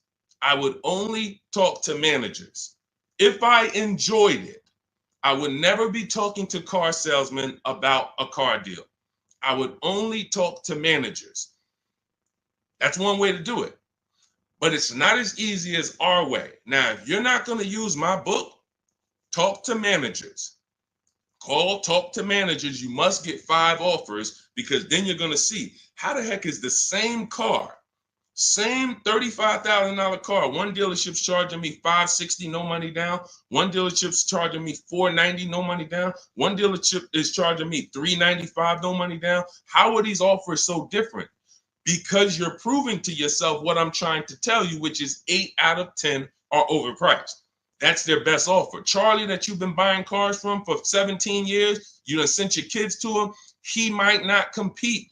He's happy as long as you keep coming in and letting him control your deal and saying, hey, hey, I made you a good deal. But once you start putting Charlie against the competitors, you're going to see Charlie was probably overcharging you all these years. And he's happy as long as you don't shop. But everything we do is by email. We do not talk to car salesmen. Everything we do is by email. In my book, I have scripts, templates. They're all email scripts. I'm not giving you script. Hey, don't ever say you don't have a trade-in. All of this stuff they've been trying to teach y'all since 2009 that never worked, that still had you having a horrible experience. We don't do that. I'm not teaching you to go negotiate with someone who negotiates 3 times a day, 5 days a week. I'm not going to do that. But what I am going to do is teach you what to say by email to everything they're going to say to move the conversation forward with multiple dealerships at once so you can get 5 to 7 offers. That's why in my book, step 5 is called the 25 to 5, where we connect with 25 dealers online. We do it in 20 minutes, and you use my email scripts to move the conversation forward to get 5 to 7 offers. Once you get 5 to 7 offers, you're going to see the best one. You make your deal in literally minutes. This will take you 90 minutes. This is so simple to do. That old way you'll never go back to. That's the system for buying new cars and leases. Shopping for used cars is different. We still don't talk to salesmen, but it's a different system because we use the marketplaces. But that's your problem with shopping for a lease right now, C. Robertson. You are in the wrong places, talking to the wrong people, trying to beg for discounts when you need to step out of that and start making dealers bid. That's all in my new digital book, Cars from Home, 7 Steps to Saving Time, Money, and Avoiding Dealerships. It's the whole blueprint, step by step. You can't mess it up. We got grandmothers, single mothers, introverts. Doesn't matter. You cannot mess it up. So get your copy for 75% off in my TikTok bio, my Instagram bio, the YouTube comment section, or the Facebook comment section. Only for 30 minutes. Use it. You'll never have these problems again. Go ahead, Dolan. Next question. Great question. Let's go. Negative equity. Can I still get a good trade? Not necessarily. This person has negative equity and they're asking, can I still get a trade in value? I told you the first thing you want to do with negative equity is make sure you're getting the most money for your car. That's super important because if you could have gotten 18 for your car, but you're looking at 16 and you're saying, okay, based on 16, I have $4,000 of negative equity. Well, if you got 18, you'd have 2,000 of negative equity. So part of this entire transaction, which I call the equity assessment, is making sure that I have found the buyers who will cut me a cash check and pay the most money. I do not go into dealerships and have them look at me and say, yeah, well, based on what we could pay, you got about 8,000 negative equity. Again, you're not going to pay more money than CarMax, Driveway, Carvana, Kelly's Blue Book Instant Cash Offer, AutoNation, and Car Guru, Sell My Car. These are 6 offers, and these are people who every day they are fighting to buy vehicles. These are the people you want to be selling your cars to. People who every day all they do is get up and buy cars.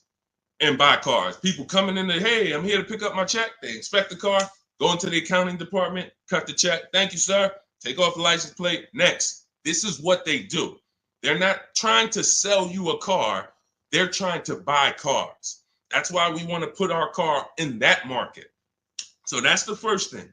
Now, when you look at that, I have 2 strategies in my book for negative equity, and then a third one that doesn't lead to a car, because there's only 2 things that I've seen that stop people from getting cars depending on their situation. Credit is too bad, negative equity is too high, and they can't transfer it.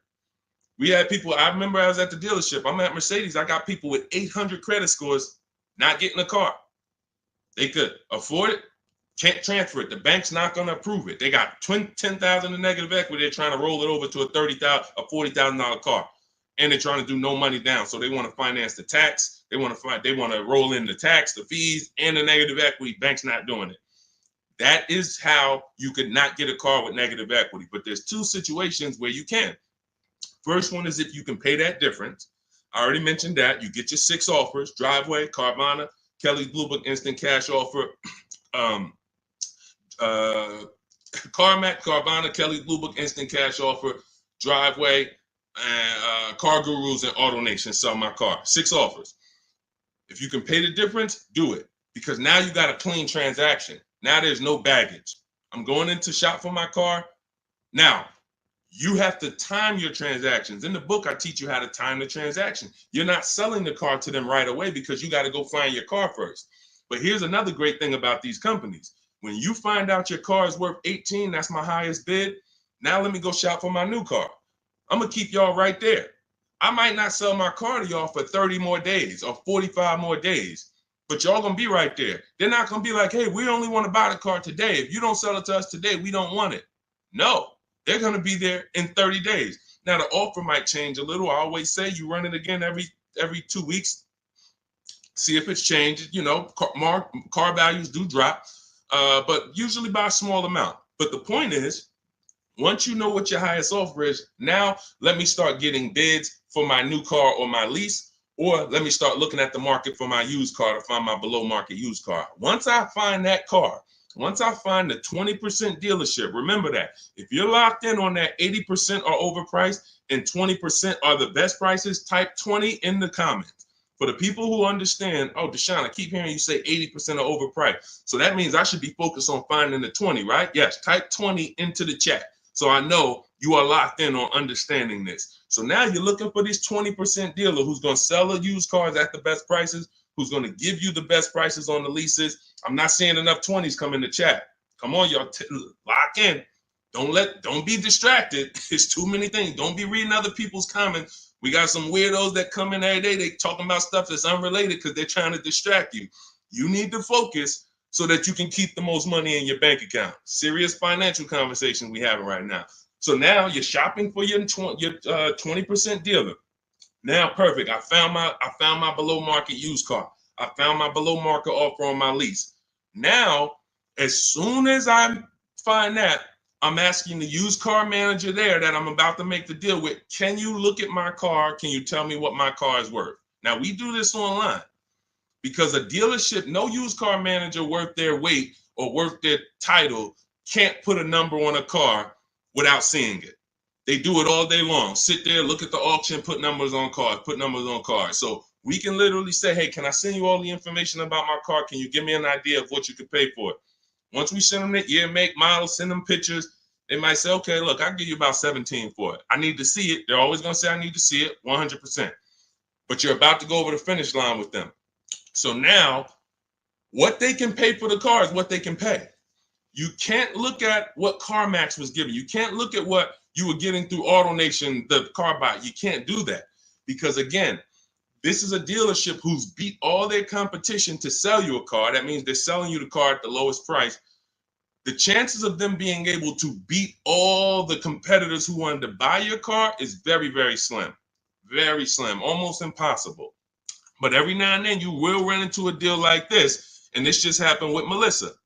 Where's Melissa? Melissa, she gets her 2025 Honda Pilot. She didn't want to buy anymore because I told her about the 8-year rule. She found out she wasn't keeping her cars 8 years. She should be shopping for leases. She was spending so much money buying these cars, replacing them every 3 to 5 years, and she was losing on resale and depreciation. So once she learned about the 8-year rule, this is step 1 in my book, she said, Deshone, I'm not buying anymore. I'm going to be leasing. So she shops for her below market lease.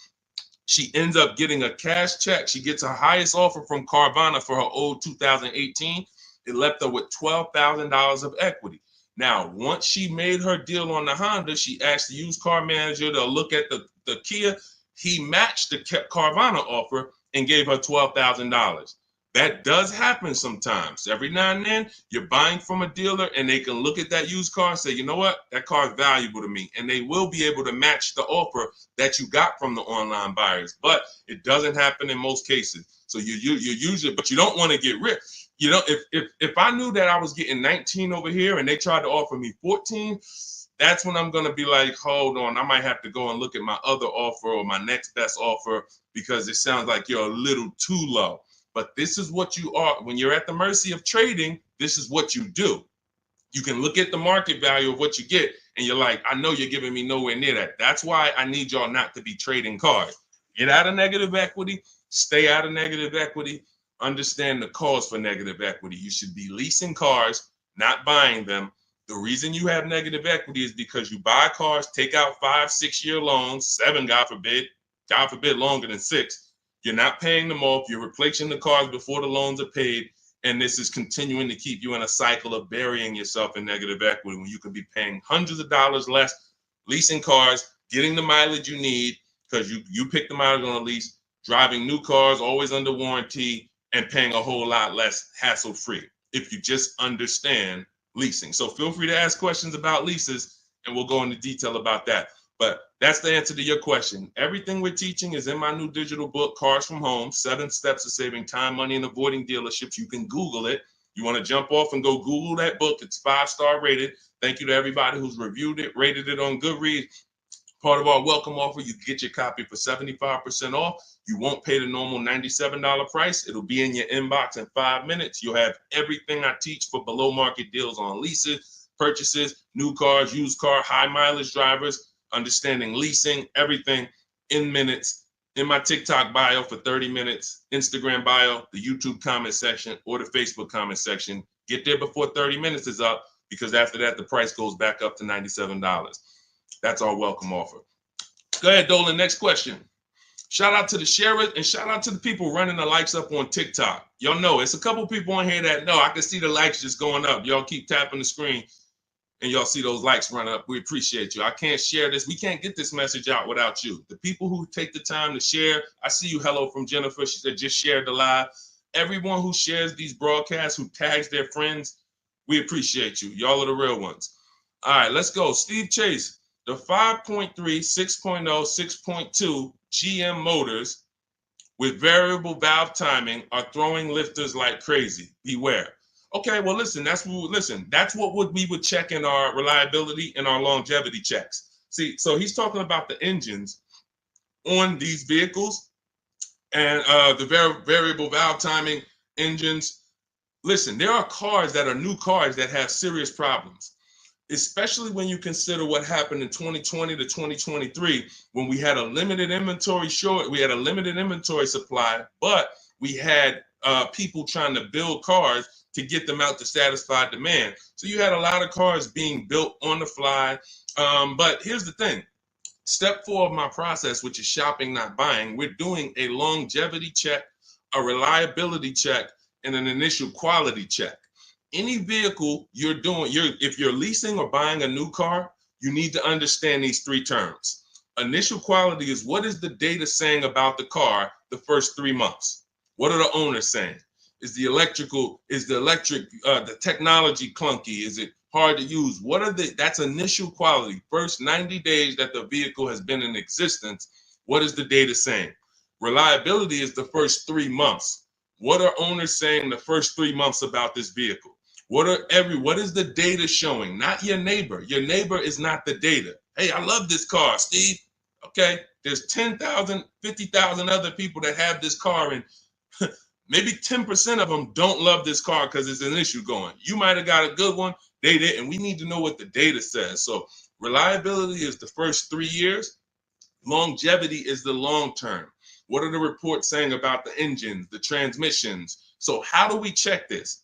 It takes us 5 to 8 minutes. You type in the year, the specific year, make, and model of the vehicle you're looking at. You do not type in Kia Sorento reliability. No. 2019 might have been trash, but they saw the data and they fixed it in 2020 is great. You must type in the specific year. So you're going to type in 2020 Kia Sorento initial quality, and you're going to just skim the first articles on Google and see what is it saying. Okay, this initial quality, owners report these issues, electric issues. Just skim the first page, look at the major third-party websites. Do not look at any websites that were made by a dealership or the brand that makes the car. Don't look at KiaNews.com. No, you want to look at the third-party sites to see what they're saying about this vehicle. Now, you move to, once it passes that check, You move to the reliability. 2020 Kia Sorento, reliability. Skim the articles. What is it saying? See any red? This vehicle, owners report less than average reliability on this vehicle. That's a problem. So once it passes that check, we move to the last one. And you don't have to do this if you're leasing. You're only doing this last one if you're buying. 2020 Kia Sorento, longevity. That's going to tell you right at the top. Owners report these engines last 80, 90,000, transmission issues, 80, 90,000 miles. Or sometimes you'll see right at the top, these vehicles last 200 to 300,000 miles when taken care of, well maintained. That's a great sign. Now, how do we make sure that the vehicle's been well maintained? That's a different issue. We talked about that a little earlier.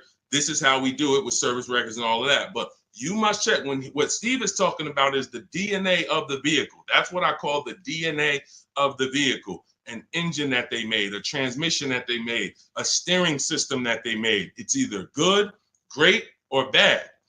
If you got problems, you can't change the steering. You can't find one that was well maintained and taken care of and say, all right, great. Now I don't have to worry about those issues. Yes, you do, because they made the car like that. They made it with a bad steering system.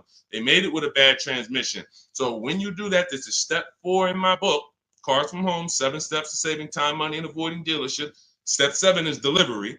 But step 1, most important question, leasing versus buying. We go into that. Step 2 is the equity assessment to make sure we get more for our vehicle, for our old replacement car. And that includes leases. Some of you didn't know you could sell leases. We've been doing it for 3-4 years, teaching people how to do it. That's in the equity assessment step. Step 3, we structure our deal. Step 4 is called shopping, not buying. Step 5 is multiple offers and multiple options. We're in the market. Step 6 is paperwork and protection. Step 7 is delivery. So step 4 is where we make sure we're not getting bad cars with bad engines, Steve. So the warnings is not there. If people are going to do what I just said, they're not going to be a victim of what you just said. If they're not, yeah, they'll end up with a car that's in the shop every 6 months. And that was an easily avoidable problem. So you can get your copy of my digital book in my TikTok bio, my Instagram bio, Facebook comments, or the YouTube comments for 30 minutes only. You get 75% off as part of our welcome offer. Go download your book. It'll be in your inbox. Make sure as soon as you get your book, you screenshot the thank you page. Right on the thank you page, it says click below to open your book. And I'm sending you another copy by email. But every now and then you type your email in wrong. You don't, and we can't send an email to a wrong email. So make sure you screenshot, get my support team's email. Just in case you type your email wrong, we can make sure you get your book. All right. Great concern, Steve. That's how we address it. Yeah, Dolan, pull the next question in. All right, great questions today. I'm loving these questions. What's going on, Duchess of Kings? I probably butchered that. Forgive me. Should I sell Hyundai Sonata that is highly stolen vehicle? I'm not understanding that question. Should you sell the Hyundai Sonata, which is a highly stolen vehicle? You're gonna have to, try to clarify that question. Now, Dolan, there was a question on TikTok I mentioned earlier about somebody who said they bought a car during the pandemic, a $10,000 upsell. It's from Hey, it's Elmo. Okay, perfect. Hey, it's Elmo says, I bought a car during the pandemic, $10,000 upsell. This is the sad part about what happened during the pandemic. They made you think that everyone was selling cars at those prices. And that's where I birthed the system that I teach about making dealers bid so that you can see that 80% of the dealers, even back then, were overpriced. I had friends in the car business, still do that, with managers that I was calling during those times. And we were talking about what dealers were doing. And it was like, some of them were disgusted with it. Very, very few of them were moving like that. They were selling at list price. Very few were giving discounts, but no one was charging $5,000, $10,000 over sticker. So I knew that. And my mission was to teach people back then that you have to get bids from multiple dealers, because the 80% who you guys know are the overpriced dealers. If you've been on this stream, 80% of dealers are overpriced, 8 out of 10. If there's 8 Kia dealerships on the road, 8 of them, no matter how much you negotiate, are never going to be as low as the other 2. The other 2 are the competitor. They want to beat their competition. They don't care if they make $1,000 profit on a deal. As long as they're beating their competitors, they want to do it. These other dealers will be like, hey, I need to make at least $4,000 on this car. I'm not selling it. That's what you're dealing with. And they're not giving you the rebate. So all of this stuff happened during the pandemic because people didn't know how to shop. So one of the most popular vehicles during the pandemic was this vehicle I'm showing on YouTube, Facebook, and Instagram. It's the Kia Telluride. And Benita, you can look at the year. This was 2022. We were still seeing people pay $5,000 and $10,000 over sticker for these Kia Tellurides. Benita comes in, she gets bids, and she ends up with a lease at $600 a month, $600 down. She gave them $600. She drove off. There were people, and if anybody is willing to say me and tell your story about the Kia Telluride, there are people that were paying $800, $900 a month for this exact same vehicle. They were leasing them and buying them for $5,000 and $10,000 over sticker. She ends up, I don't know if she got a discount, but she probably did because you couldn't get to a $600 payment on a Kia Telluride back then without a discount. So what does that tell you? It's always going to be deals. It depends on how you shop. Somebody came to me in the gym. First thing he said to me was, man, when is the car market going to get better? We have been getting deals since 2019. There's never been a point in time in my life where I couldn't get a below market deal. So what you got to understand about the car market is it's three prices, always three prices for every car. Every time you buy a car, you need to lock in. There's three prices that could be paid. Market value, that's what most people are paying.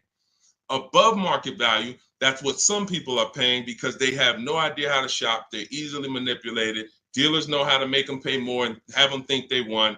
Happens all the time. And then below market value. Below market value is reserved for the savvy people with strategies. You don't get a below market price by accident. You don't get a below market price by negotiating. Because if you're negotiating with an 80% dealer and you think, oh man, I talked him down to the bottom, he wouldn't even do no less than what he was going to let me walk out. That does not mean that was the lowest price in the market. The way you get the lowest price in the market is through bidding. It's through getting 5 offers from 5 separate dealers to get your prices. Look at somebody like Teddy. Teddy gets a BMW because people say, well, does this work for exotic cars or luxury cars? This works for every car because the bidding system works for everything. Amazon, that's how we buy everything in life. If you really think about it, bidding is how we buy everything in life except cars. Think about that. Everything in life we do, when we're buying cars, when we're buying TVs, when we're buying, just anything. Most of the websites we're on, it's teaching us a bidding system. We're looking at so many options, so many offers, and then we choose the best one. When it comes to this, Teddy's highest offer on his $73,000 BMW, you can see the price here. His highest offer was $1,123 a month. He ends up getting it for $856 a month. $856 to $1,123. 80% of dealers, look, his local dealer, read the comment in the middle. My local dealer, the one that's closest, the one he's probably been, every time he wanted to see the car, he walked in, see them. Oh, hey, Teddy, when you're ready, man, we're going to take care of you. His local dealer comes back at $937. So he's sitting at home. And look, he said, thank you, Deshone, for the wisdom and advice. This program works. I even got them they covered his last 2 lease payments. He had to drive an hour and a half to pick it up. That's when you know you did it right. When you got to drive an hour and a half to save $5,000, that's when you know you did it right. Because a lot of times those dealers who are far from you, when they see a zip code come in on their website, man, this person is nowhere near us. They look at it as an opportunity to take a deal from their competition. And they love doing that. They love being able to say, all right, I would rather have our license plate frame in their city so that they know we got that deal. But the ones closest to you, sometimes they feel like they own you. Come on, Mo, you know, how many cars have I sold you? Remember, your father used to buy cars from me. They don't want you to shop. So when you understand that you are going to overpay by not shopping, it's a guarantee because that is how the car business makes their billions. I always say that's how the banks make their billion. We didn't get into the banks yet. We didn't get into making banks bid. The banks make their billions the same way. They don't want you shopping other banks. They want you locked in. Here, get a pre-approval. Lock you in. You got 30 days to find a car. Then you got to come back and get another pre-approval. Everyone wants to lock you in. They don't want you using the internet to get better deals, sitting at home, making all these banks bid, all these companies bid. And that's the reason why you can pay $10,000 upsell and think that was the best deal you could have gotten. I remember when the Bronco came out, the new Bronco came out right about that time, and everyone wanted the Bronco. There was $10,000 over sticker and more. G-Wagon, same thing, $25,000, $50,000 over sticker. If you knew how to shop, you could find a dealer that wasn't paying, that wasn't charging that. Which means if you found a dealer, if you were about to sign a deal for $15,000 over sticker, $15,000, because you're thinking, oh, they're telling me this is it. It's no cars out here. And then you find a way through strategy, through shopping, and you find a deal at sticker, you just saved you just avoided a $15,000 mistake. Because if it was the only way, then it's not a mistake. If everyone paid those prices, it wasn't a mistake. This was just what everyone was paying. I needed a car, I had to pay it. But when you find a car that didn't have the markup and you get it, you understand. So let this be a lesson. I'm the bad news first person. I can't change that. Some of you, you know that. You've been on with me long enough, you've been following me, or you've been on the stream. I always admit that. I'm the bad news first person. Most times you come into my stream, it's not going to be good news. You're going to hear about mistakes you make. I used to do a class where I just broke down 23 mistakes I see most people making that's costing them thousands. But I don't leave you there.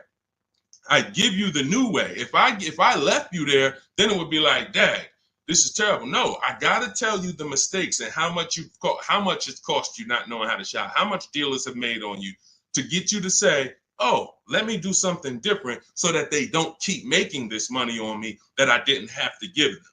So all of this, the bidding strategies, everything I teach is in my new digital book, Cars from Home, 7 Steps to Saving Time, Money, and Avoiding Dealerships. It's 5-star rated. You can Google it. You'll never have to worry about upsell. I don't have one person that I know that have reported a deal to me.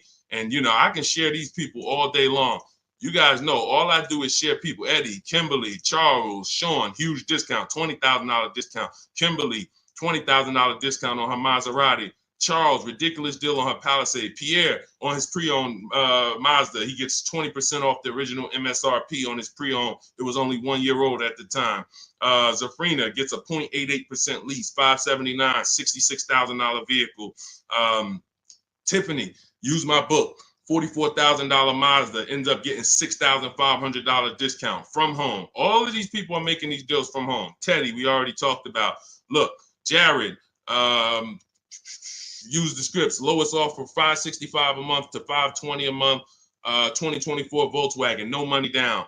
No one who has learned from me has ever paid over sticker. We don't really even accept sticker price. We find the dealers who want to beat their competition, and in most cases, dealers are going to, let me show you the biggest discount I've ever seen. I've never even gotten, and now this is a specific car. Every car is different. The bottom market value of every car is different. But Milligan, she got the biggest discount I've ever seen on any car. Hold on. Milligan, a couple days ago, she got a Mercedes. She got a 2024 Mercedes EQE. It was a $79,000 vehicle. You can see it if you zoom in. Her adjusted price was $51,300. From $79,000 to $51,000. Some of you know someone who has this vehicle. If you didn't get, this is how feeling for the bottom is a losing strategy. You might have thought you did good. Deshone, I got that same vehicle. I got the EQE. I got $10,000 off. I thought I won. Milligan got $27,000 off. Let that sink in. You can't feel for the bottom. You can only have dealers bid to find the bottom. You don't know what the bottom is. They want you to think you won. Hey, you got 10,000. Ain't that good enough? Yeah, I guess. I never got 10,000 off a car before. If this particular case, you would have lost $17,000 overpayment. So this is what bidding gets you. You want to learn to make people bid and stop negotiating with one dealer or two dealers. It's a losing strategy. All right, go ahead, Dolan. Next question. Great questions today. Keep them coming. Keep them coming. Dang, y'all running the likes up on TikTok. Thank you so much. We on 2 TikTok channels right now, if y'all didn't know. Every time y'all hear something y'all like, y'all keep running those likes up, man. I appreciate it. That really matters. And shout out to the people who shared, who tagged somebody. If you haven't tagged your best friend into the broadcast, I got to question what type of friend you are. Your best friend out here right now, car shop, and you don't even know it. And you getting all this gold and you haven't tagged them in. What's up, Tracy on TikTok? Lease is up in 2 months. Use the private broker. How do I know if he gives a good deal? Great question. Most brokers are ripping you off. And here's the thing, they're controlling your deal. They're not bad people. They're just about the profit. So as a broker, we work on trust. When I was a broker, it was a trust system. So I care about you more than the dealer. Let me represent your interests. Here's the problem. If you don't have a broker who's sincerely shopping the market for you, then you're losing. We always separate our transactions. I call them the 3 pillars of great car deals. Who you buy your car from, that's one pillar. You need to get a great deal there. You need to get the best deal, who you buy your car from, 80% to 20%. Who I sell my car to, that's another transaction. And that includes an old lease. We haven't talked about selling leases yet. No one's asked. But we sell leases. If there's equity, we sell them. So if you give that broker your old lease and you didn't do an equity assessment, now they have control of that. And then lastly, if you're not leasing, you're getting a loan, who you get your loan from. That's the 3rd transaction. So there's money in each of these transactions.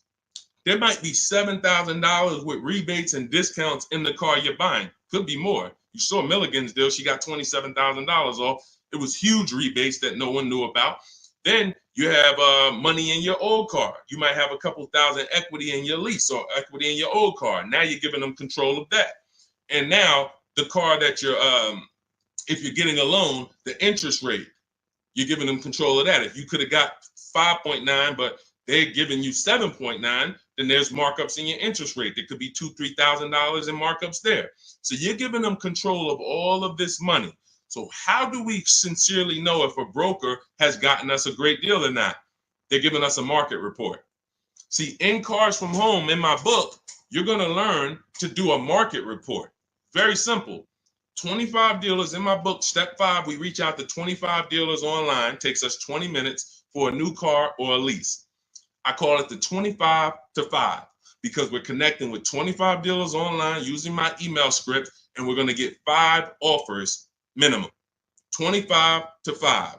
So at the end of making our deal, everyone who I just showed you has a market report. They know what this dealer said, what this dealer said, what this dealer said, what this dealer said. This dealer didn't have a car. This dealer didn't have a car.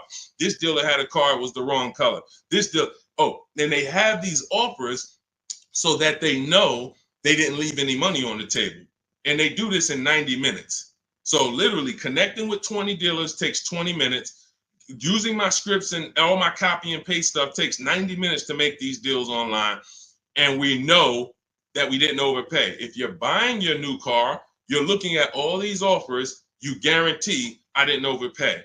If you're getting your selling your old car, what are the numbers from CarMax, Kelly's Blue Book, Instant Cash Offer, Carvana, Driveway, AutoNation, and Car Gurus? What are those 6 offers? If the broker didn't tell you this is what the 6 offers are, this is what your offers are for your old car, they usually have a wholesaler that buys the cars from them.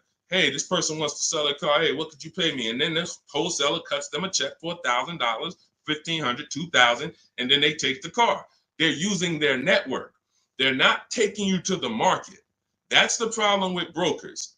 When I was brokering, I had a network, but it was always trying to expand. But here's the thing, every dealer doesn't work with brokers. Every dealer won't pay a broker. So you might think, well, I paid them $500 or $1,000. They want to also get paid from the dealer. The dealer cuts it. That's why most brokers make deals with the same dealers, because those are the dealers who do business with brokers.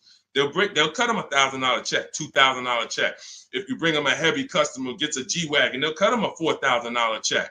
If that's not in their network, they're not going to shop you to those people. So you're giving control of people, you're giving control of thousands of dollars of your money to someone who's going to control it on a process that you could do in 90 minutes once you learn my strategies. It's no point in you could be a broker.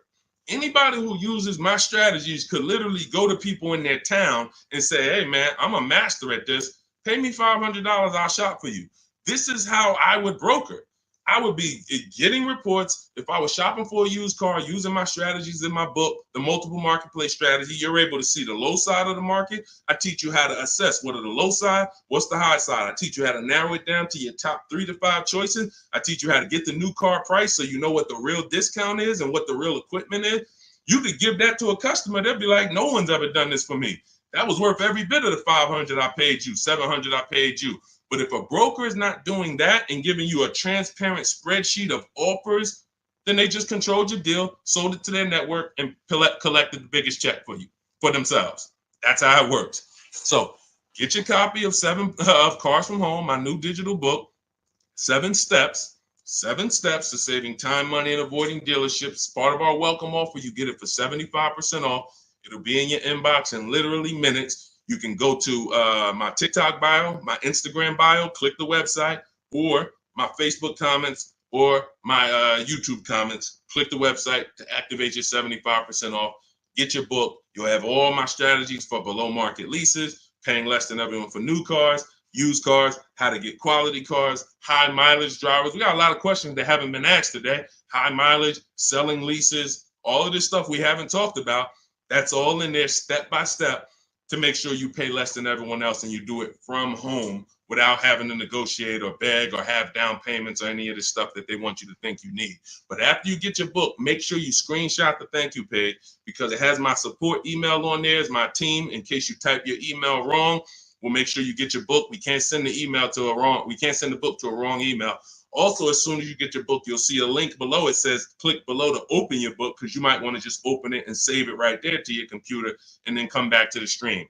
But go get your book. It's part of our welcome offer, but it's only for 30 minutes. Once the 30-minute timer is up, price of the book goes back up to $97. And some of you knowing what you know, knowing what we've covered in this stream so far, you understand the book is worth every bit of $97. It's worth more than that. That's a book that I could actually sell for $297. And the people who get it would be like, this book was worth every bit of the $297. So even if you miss the 30-minute timer and it's $97, it's worth every penny. But you need to get your book if you don't want to bother remembering this or whatever. It's my whole blueprint. And Google it. Google it if you want to hear from your peers about how great the book is. Thank you to everyone who's reviewed it, everyone who rated it. It really matters. All right. Goody from TikTok. Does your book explain how to find out if dealership has rebates? So a dealership doesn't have rebates. The manufacturer has rebates. See, they make you think we have a military deal. We have rebates. No, it goes to the region because the manufacturer has to keep the dealerships competitive. So he can't give one Jeep dealer $2,000 rebate without giving it to the other Jeep dealers. It doesn't come from the dealership. It comes from the manufacturer. This is a clue for you to understand that one dealer can't do something another dealer can't do. If one dealer who earned your business, when you use this bidding system and you start getting at least 5 offers for cars, beats everyone else, you'll see, wow, they're taking off $10,000. These other dealers wouldn't take off no more than $5,000. What, did they have better programs? No, they didn't. They just were comfortable selling and competing against their competitors to beat them, and they gave you all the rebates and everything they had to make a deal with you. These other dealers wanted to make $5,000 on you, $7,000 on you. They weren't going to go below that. So when they said, hey, Goody, that's our best offer, they weren't lying. That's their best offer, but it wasn't their competitor's best offer. So the only way you are going to get the rebates is for you to understand you cannot ask for them and get the truth and know the truth. You have to get bids to reveal the truth. You could have a $5,000 rebate on a vehicle. Dealer might come to you as you walk in because you're negotiating and that's what they like. And then you say, hey, give me your best price. And they say, okay, well, I'll give you this. And by the way, we got a $2,000 rebate I threw in there for you. Oh, that's great. Now you think you're doing good. They just told me about a $2,000 rebate I didn't even know they had. You go to another dealer, they tell you it's a $3,000 rebate. But once you get bids and you're looking at 5 to 7 offers, you see, wow, it's actually a $5,000 rebate. You have to reveal that. We had a woman in California, Shonda, she was buying a Volvo XC60 or XC90 at the time. She's using our strategies. She's in Northern California. She got a Costco program rebate on our scripts in my book. I teach you how to put any affiliations you have. There's certain things you must have when you contact a dealer for a new car quote or a lease quote. They need to know your zip code, what you do for a living, what vehicles in your household. Many of you can't get quotes because you're just not giving the dealer what they need to actually give you a quote. So that's why I have the templates in there that you just fill in, send it to them. So on her deals, she sees that there's a rebate for Costco members. There's also some other rebates, but she found out that the best price she was getting was in Southern California. It was 3,000 or 4,000 less than all the dealers in Northern California. So I said, well, what are you going to do? She said, I just booked a plane ticket. It was $79. I said, that's exactly what I would have did. I'm flying to Southern California to save almost $4,000. Cost me $100 for a plane ticket, and I'll drive back up to Northern California in my new vehicle. See, you must reveal the rebates. Dealers will tell you there's 5,000, there's 8,000, but if you're dealing with an 80% dealer, and all of you who've been on the stream, you know the 80% of dealers are overpriced. We've already talked about the 80 and 20. Out of 10 Volvo dealerships, 8 of them are going to be overpriced. No matter how much you negotiate, you can't win. You're never going to get a below market price from the 80%. But the 20% are going to reveal what the true rebates are. They're going to reveal what they have to work with. They're going to, if they have $5,000 of negotiating room and they're trying to beat their competition, they're going to give you like $4,000 of that plus the rebates. They don't care if they're only making $1,000 on the deal because they want to sell the car and beat their competition. The other dealers, the 80%, they're not there. We're not making less than $5,000. We're not doing the deal. And that's it. We'll sell it to somebody else. We'll sell it to somebody else who doesn't know how to shop. We'll sell it to someone else who walks in and tries to negotiate with us. We'll sell it to somebody else who doesn't make us compete against competitors. We're not going that low to earn your business, Mr. Goody. So that's okay. That's why we sit at home. We talk, we communicate with not just them, but with all of their competitors. That's why the strategy in step 5 is called the 25 to 5. You're going to be connecting with 25 dealers in 20 minutes using my email scripts to get 5 to 7 offers. And next thing you know, you found the highest offer, the best offer, and it might be an hour and a half away.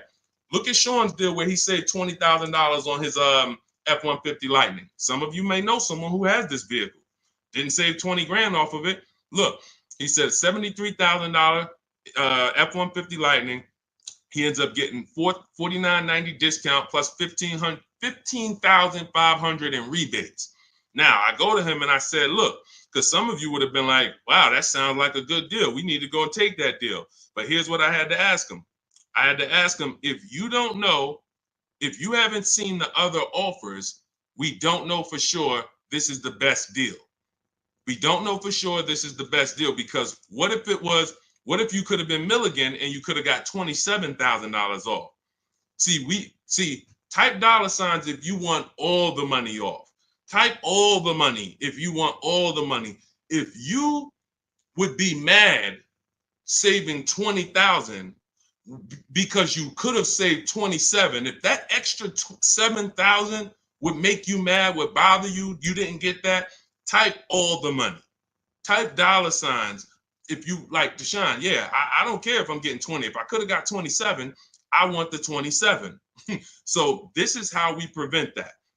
You must get offers to find out. So the $15,500 discount from Sean is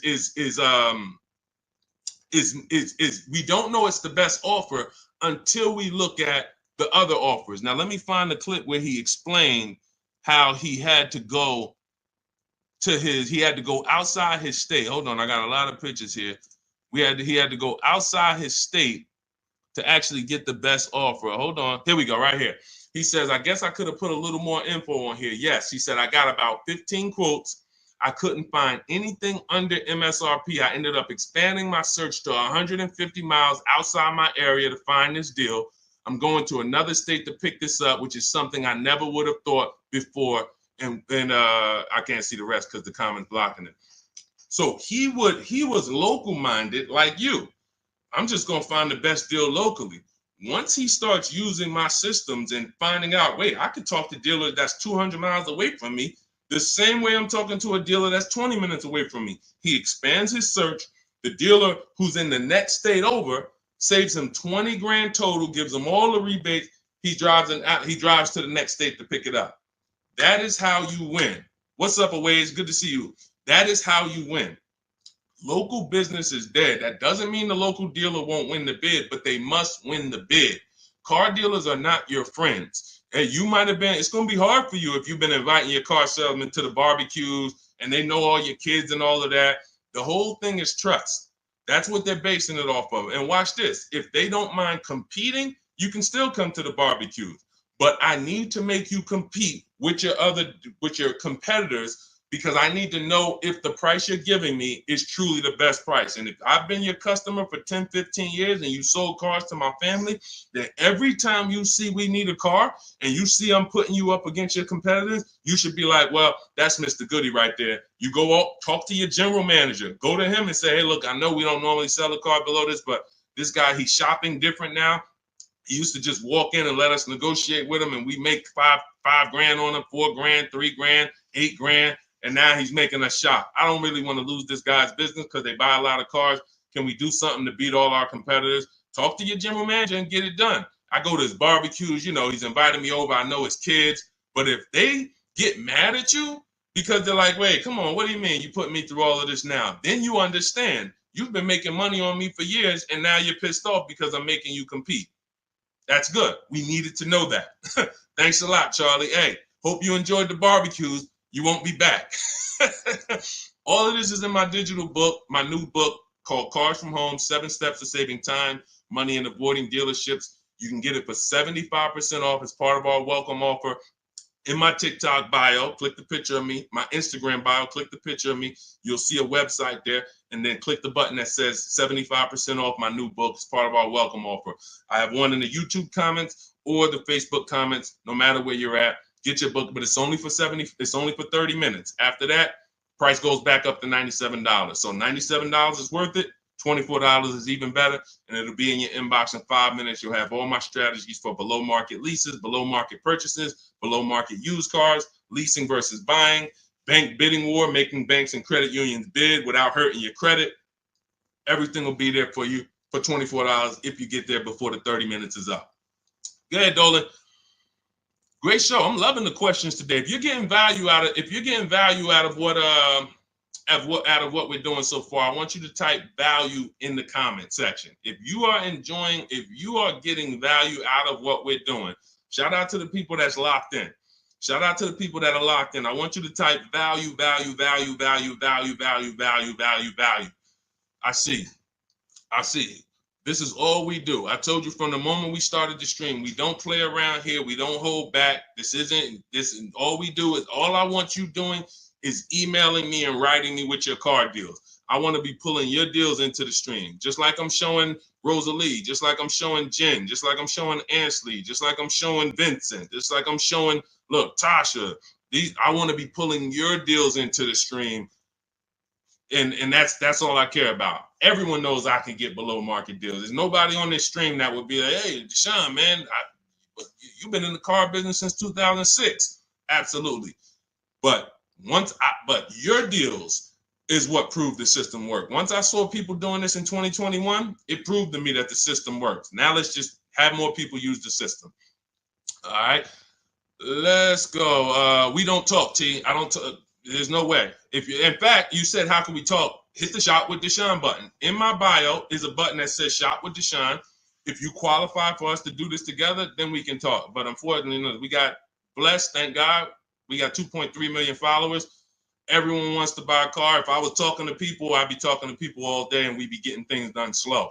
Like we're about hundreds of people working together. Like I'm not about 20 people. Like it's 60 million people that buy cars. So what we hold ourselves accountable is, are we helping hundreds of people every month get below market car deals? Are we getting information out there that's going to help hundreds of people do it? So if you want to know about us working together and joining my group and working with me personally, hit the Shop with Deshone button and see if you qualify. All right, that's in my bio. That's in the comment section. You can go to shopwithdeshone.com. See if we qualify to work together, but that's the only people that I talk to. All right. Returning my lease and financing a 2025 RAV4. Will I get some money for the return of my vehicle? You need to do an equity assessment. So if you first thing you do is you're going to go to Kelly's Blue Book Instant Cash Offer. You're going to go to Auto Nation. You're going to go to Driveway. You're going to go to Car Guru, Sell My Car. You're going to go to CarMax. You're going to go to Carvana, and you're going to put all the information about your vehicle into those websites. And when they get to the part where they say is the vehicle owned, leased, or financed, you want to type owned. You just want to know what the raw value is without them knowing it's a lease or purchase. None of that. Just want to know what the value is. You're going to call your bank. You're not going to do this process takes 20 minutes, and we've had people make $3,000, $5,000, $10,000 doing the equity assessment. Don't be lazy with this. Call your bank, ask what your payoff is, and when you find out what your payoff is, compare it to the offers. And then you're going to ask, do I have a third-party restriction? The third-party restriction doesn't limit who you can. It doesn't limit your ability to sell. It limits who you can sell to. So if you are selling to a third party, that means you can sell to Carvana. You sell to CarMax. You don't want to buy your car and then resell it. We had a lot of people doing that during the pandemic. They were paying taxes and fees to buy, and they end up making little to no money. They literally were buying the car saying, oh, well, I could buy it for 20 and resell it to Carvana for 25. But when they bought it for 20, they had taxes, fees, and by the time they went to sell it, they only made $1,000. When we could have just bid that out to a used car manager, because again, the third party restriction doesn't limit your ability to sell. It limits who you can sell to. So in my book, in step 2, which is the equity assessment, I teach you how to do 3 different equity assessments depending on your situation. You're only going to do one, but there's 3 different types depending on your situation. One is a standard equity assessment. That means I own my vehicle or I finance it. So who didn't know that you can sell a car that you actually have a loan on? Type me. Some people thought, oh, I thought I had to wait for the title. You don't. You can sell a car you have a loan on. So that's the first equity assessment, own vehicles and finance vehicles. Second equity assessment is lease vehicles. Third equity assessment is leases with a third party restriction, and we bid it out to a used car manager. So these are the 3 ways we do an equity assessment to make sure we're not leaving any money on the table. And that's it. We've had people make thousands and thousands of dollars. And during the pandemic, it was even more because cars were worth $7,000 to $10,000 more than they were. So we had people making, I sold my Jeep Grand Cherokee lease. I made $9,000. I sold my mother's Mazda CX-5 lease back then, and she made $10,200. So that's all throughout my pages. I've helped people. People be like, yo, I made $7,000 using your strategies to sell leases. Yo, so we had plenty of people then. Now, values are normal again, but you do still have people that are making $2,000 and $4,000 depending on the resale value of your cars. This happens, and some of you low mileage people, you're like, Deshone, I signed up for 45,000 miles, but I only put 20,000 miles on it. Oh, you're going to sell the car, you're going to make money. So we're going to do that's the equity assessment. But here's what I'm also concerned about: you're going from a lease to a finance. You're not keeping your car 8 years. You should not be financing. You're going to pay a lot more. To lease a RAV4 might be $400, $500. To buy that same RAV4 with no money down is going to be probably $800. So you're going to put a whole bunch of money into this transaction to go into a purchase coming from a lease. Very rarely does that make financial sense because you have to have changed your lifestyle altogether. You have to go from, all right, instead of leasing and driving new cars for cents on the dollar, I'm going to go to a purchase. So here's what normally happens. You overpaid for your first lease. They charge you a ton of money on your first lease. You didn't realize that they were charging you a lot of money, and you think that's normal. You think, well, that's just what leases are. You're not doing these deals like Danielle, where you're driving $45,000 vehicle. She got a $44,000 Audi, and she's paying $550 a month. Or Greg, $56,000 Kia EV6. $527 a month, no money down. All of these are no money down deals. You can read the comments if you're on Facebook, if you're on YouTube, screenshot the comments. Look, Maserati, Kimberly's Maserati, $91,000 vehicle, first month's payment. Look, down payment, first month's payment only, $944 a month. That's a 1% lease. Look, Charles, Palisade lease, $48,000 vehicle, $597 a month, no money down. Look, Zafrina, $66,000 Jeep Grand Cherokee, $579 a month. You're not doing leases like this. They overcharged you for your lease. You overpaid for it. And now you're like, well, I might as well buy the car. I've had people say that on comments. Well, leasing, it costs the same amount to buy. Well, you just overpaid for your leases and you think that that's normal. So now you're comparing overpaying for leases to buying. And yeah, it might be a similar price. But you compare these deals, look, Zafrina's 0.88% lease, $65,000 vehicle, that would normally be $1,300 a month to finance, $1,200 a month if she went in there with no money down to finance that. So I'm big, besides the actual returning of the lease and that equity assessment, I'm more concerned about why you're switching from a lease to a finance. And it's usually because you overpaid for your lease and now they talked you into just buying a car because you didn't see any value in overpaying, because there's something I call the 1.5% rule that I created, which shows you when you've overpaid for a lease. You take the MSRP of the car and you just multiply it by 0.015. Your payment cannot be any more than that with no money down at 12,000 miles per year. So if I took my car, if I'm looking at a $50,000 car, the max I do multiply by 0.015. The highest my payment should be with no money down is $750. With no money, and that's the highest. That doesn't mean that's a great deal. I just showed you 1% leases, 1.2% leases, 0.88% leases, but this is where it caps out at. This is where it doesn't make sense to lease the vehicle anymore. You're paying too much money for a vehicle you're giving back. If I multiplied that by 36, I'm paying $27,000 over 3 years for a $50,000 vehicle. There's no value in leasing that vehicle more than that. There's no value. I'd be better off buying it, but we don't do that. We just go pick another vehicle because that vehicle usually has a bad lease program. If you're shopping, if you just went into one dealer and you're dealing with an 80% dealer, then no, you probably just dealt with an 80% dealer. They overcharged you, made $8,000, $9,000, $10,000 on you, and left you out. And you were just like, well, I guess this is it.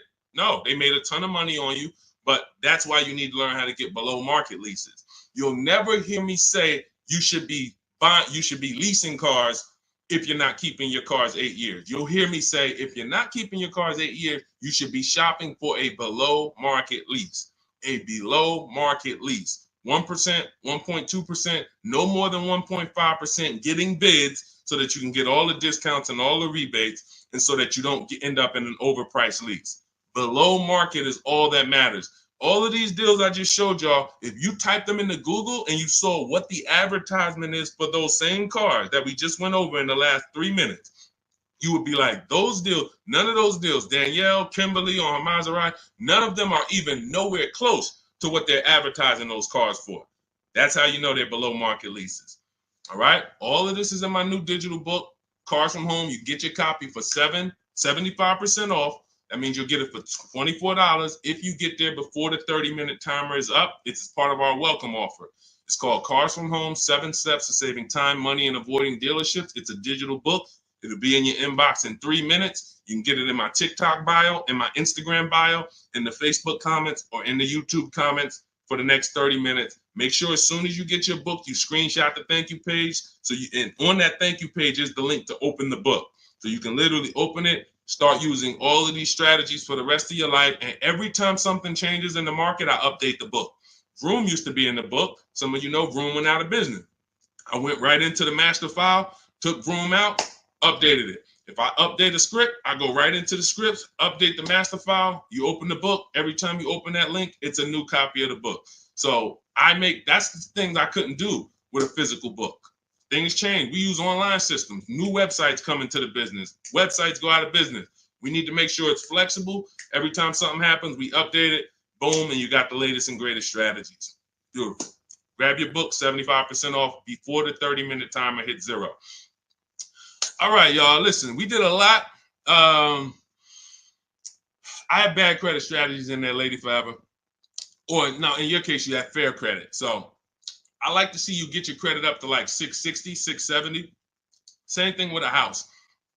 If you got 625, you qualify for some programs.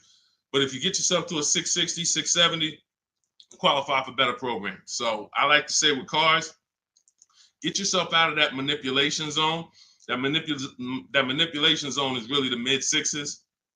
Most people could qualify for tier 1 on a lot of vehicles with a 670 score, 660. And it also depends on your profile. In my book, I teach you about profile. It's more important than score. You know, profile is part one. Your score is part of it, but also part of it is your income. Also part of it is comparable credit.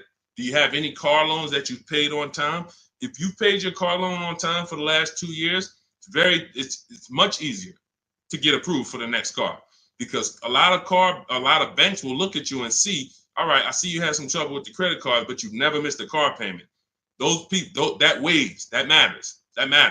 So I talk about this in my book. But if you can get yourself up to a 660 score, 670, that puts you in a position to really qualify for a lot of major leases and tier one programs. So, all right, y'all, listen, this has been great. This has been great. We had a lot of great questions today. We'll be back for another stream. All of you who have the book, I want you to send me your deals. When you make your deals, email them to me so that I can bring them into the show. I got a lot more people, a lot of emails. I don't always get a chance to go through my emails because I get a lot of them, but I got to go through a lot of my emails because I have people who are sending me their deals and I haven't had a chance to bring them into the show. But yes, good morning. I got the book already. I'm confused about how to calculate a deal on a used car. Just when you narrow it down to your top choices, get the new price, use the true value calculator, put the new car price in with the asking price, and it'll tell you what the true value discount is. We buy based on the true value discount. We didn't get a chance to talk about that in the stream today. Again, there's so much in the book. We could be here for 2.5 hours talking about different things, because me talking to you about leasing is different than what I'm talking to a person who's buying a used car about. That's different than a person who's buying a used car cash or buying a new car cash. That's different than a person who's going to be using the bank bidding war and putting banks against each other. That's different than a person who's going to be coming from a lease, selling their lease. That's different than a person who's going to be selling their lease with a third-party restriction. That's why in my book, you're not reading everyone's strategies. You're only reading what matters to you. I have links where it warps you to the next section that is applicable for you. If you're not leasing, you're not reading anything about leasing. You're on a purchase path and you get to the end of the section and it says, okay, if you're purchasing, then based on this, click this link. If you're doing this, if you have good credit score, click this link, it warps you here. If you have bad credit score, click this, it warps you here. So it's all about making sure you're on a path that is applicable to you, not following a bunch of advice that is for someone else or even a deal you might make later. You'll use the used car strategies, but that's later. Right now, I'm on the lease path. I don't need to read about used cars. This is how you stay focused and get to your goal really quick. But that's how we do. Just follow it again. You got to realize this is a new system for you. You're not used to having a process. So if you need to just go through the steps again, let me make sure. He said, do this first. Let me make sure I did that. Said, go to the websites, open up accounts. Okay. If you didn't go to the marketplaces and open up accounts, you skipped the process.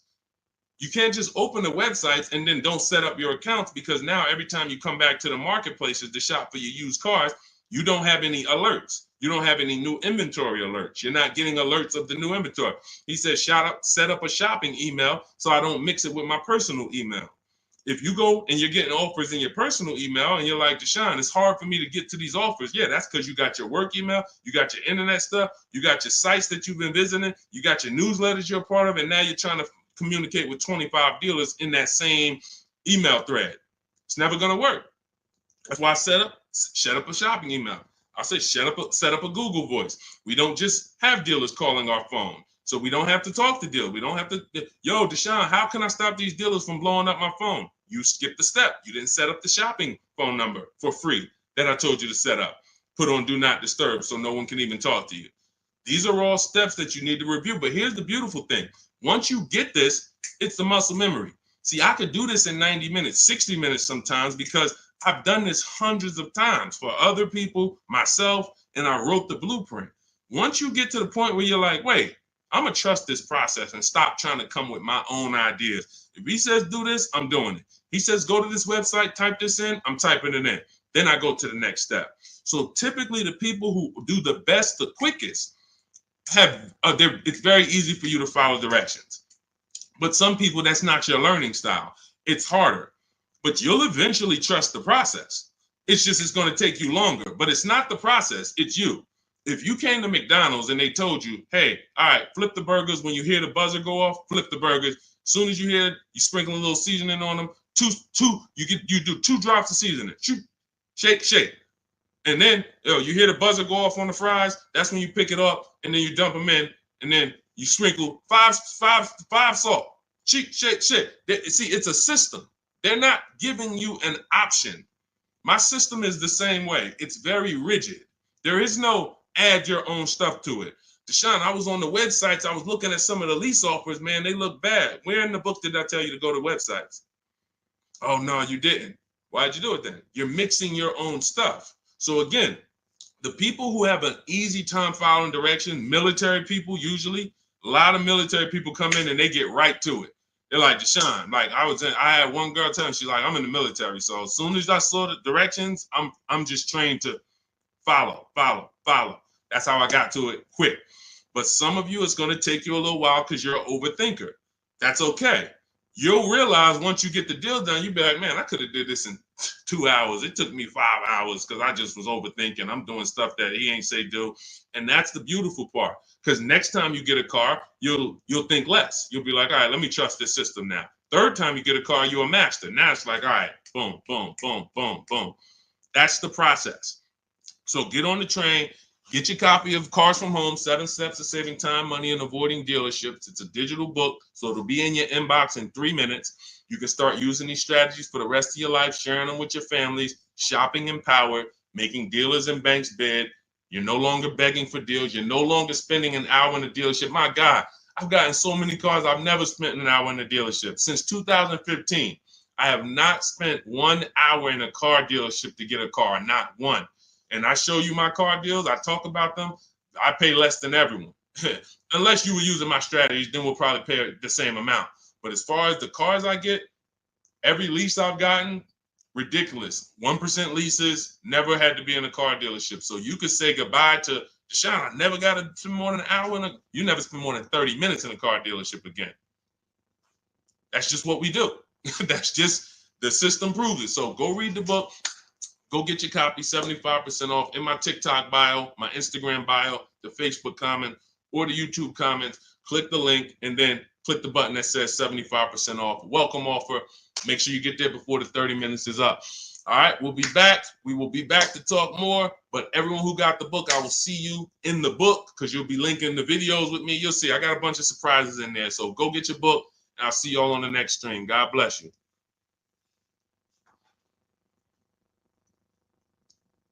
Yeah, this was a good one today. Had fun today.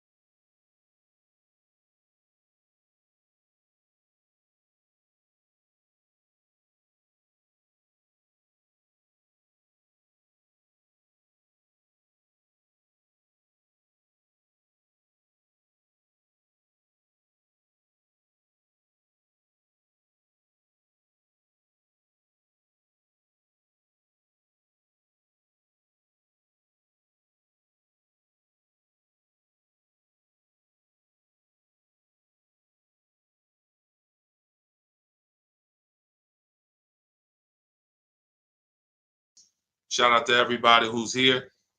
We're about to start our car shopping questions and answers live. We'll be answering as many questions about car shopping, leasing, buying, pre-owned cars as we can in about an hour. So feel free to start typing them, and we'll get the show on the road. If you don't know me, my name is Deshone. I'm known as Deshone, the Auto Advisor. All I do is focus on teaching people online strategies to pay less than everyone else for new cars, used cars, and leases. I spent 14 years in the car business. In the last 3 years, I've been teaching people like you all around the country how to get below market deals. It's only 3 prices you can pay for any car: market value, above market value, or below market value. My mission for those who are locked in and willing to listen and willing to apply these strategies is for you to pay below market prices for any vehicle that you get. Everything we're going to be talking about is out of my new digital book. It's called Cars from Home. It's already 5-star rated. You can Google it.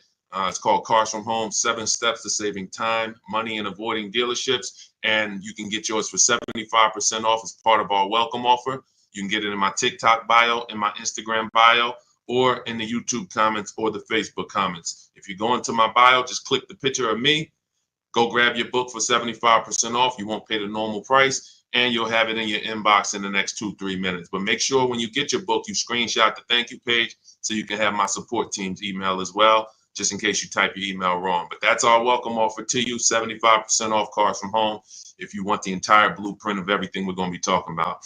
Okay, so with that said, now the housekeeping is done. You guys know that's only a 30-minute offer. So after 30 minutes, that welcome offer is gone. So if you like what you're hearing, definitely go and grab your copy of Cars from Home for 75% off in my bio or in the comment section. So, all right, let's start here. First question, should husband and wife buy together or separate based on better credit? Okay, so there's no right or wrong here, but if you're saying what gives us the best chance for the best approval, you know, you can say, all right, we can go on, we can try to go on together. Could you get approved by yourself? And so I keep my credit into, with no additional debt. Or if I'm trying to build credit and you're trying to build credit, then all right, we might go on together. But if it's not necessary for us to go on together, then you may want to keep your credit profile separately and just, get the person who can get approved the individual approval. But if you are building and you would like to have that payment history on your credit as well, then you can add it to both people's name. It really depends on your personal goals and where you're at. There's no right or wrong. It just depends on your goals. All right, let's go, everybody. Keep typing your questions. We got our first couple questions. As you type them, we'll add them to the show, and we'll get through as many as we can in the next hour. Go ahead, Dolan, shoot the next question up. Okay, what's up, Reem 99? I have a 2019 Chevy Silverado. I owe about 30,000, 120,000 miles. So the first thing that you should be considering is you're a high mileage driver. So I want you to look at this lesson that you're about to learn on depreciation.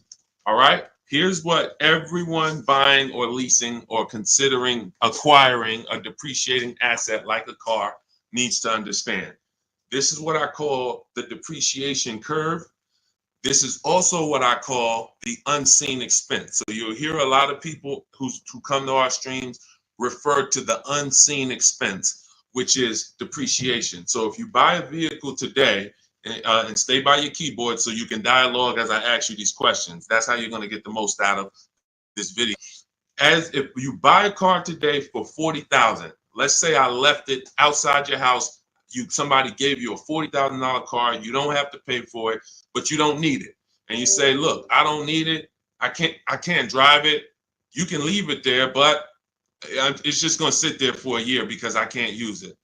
If you came back a year later, you never drove that car. Remember, we bought it for 40.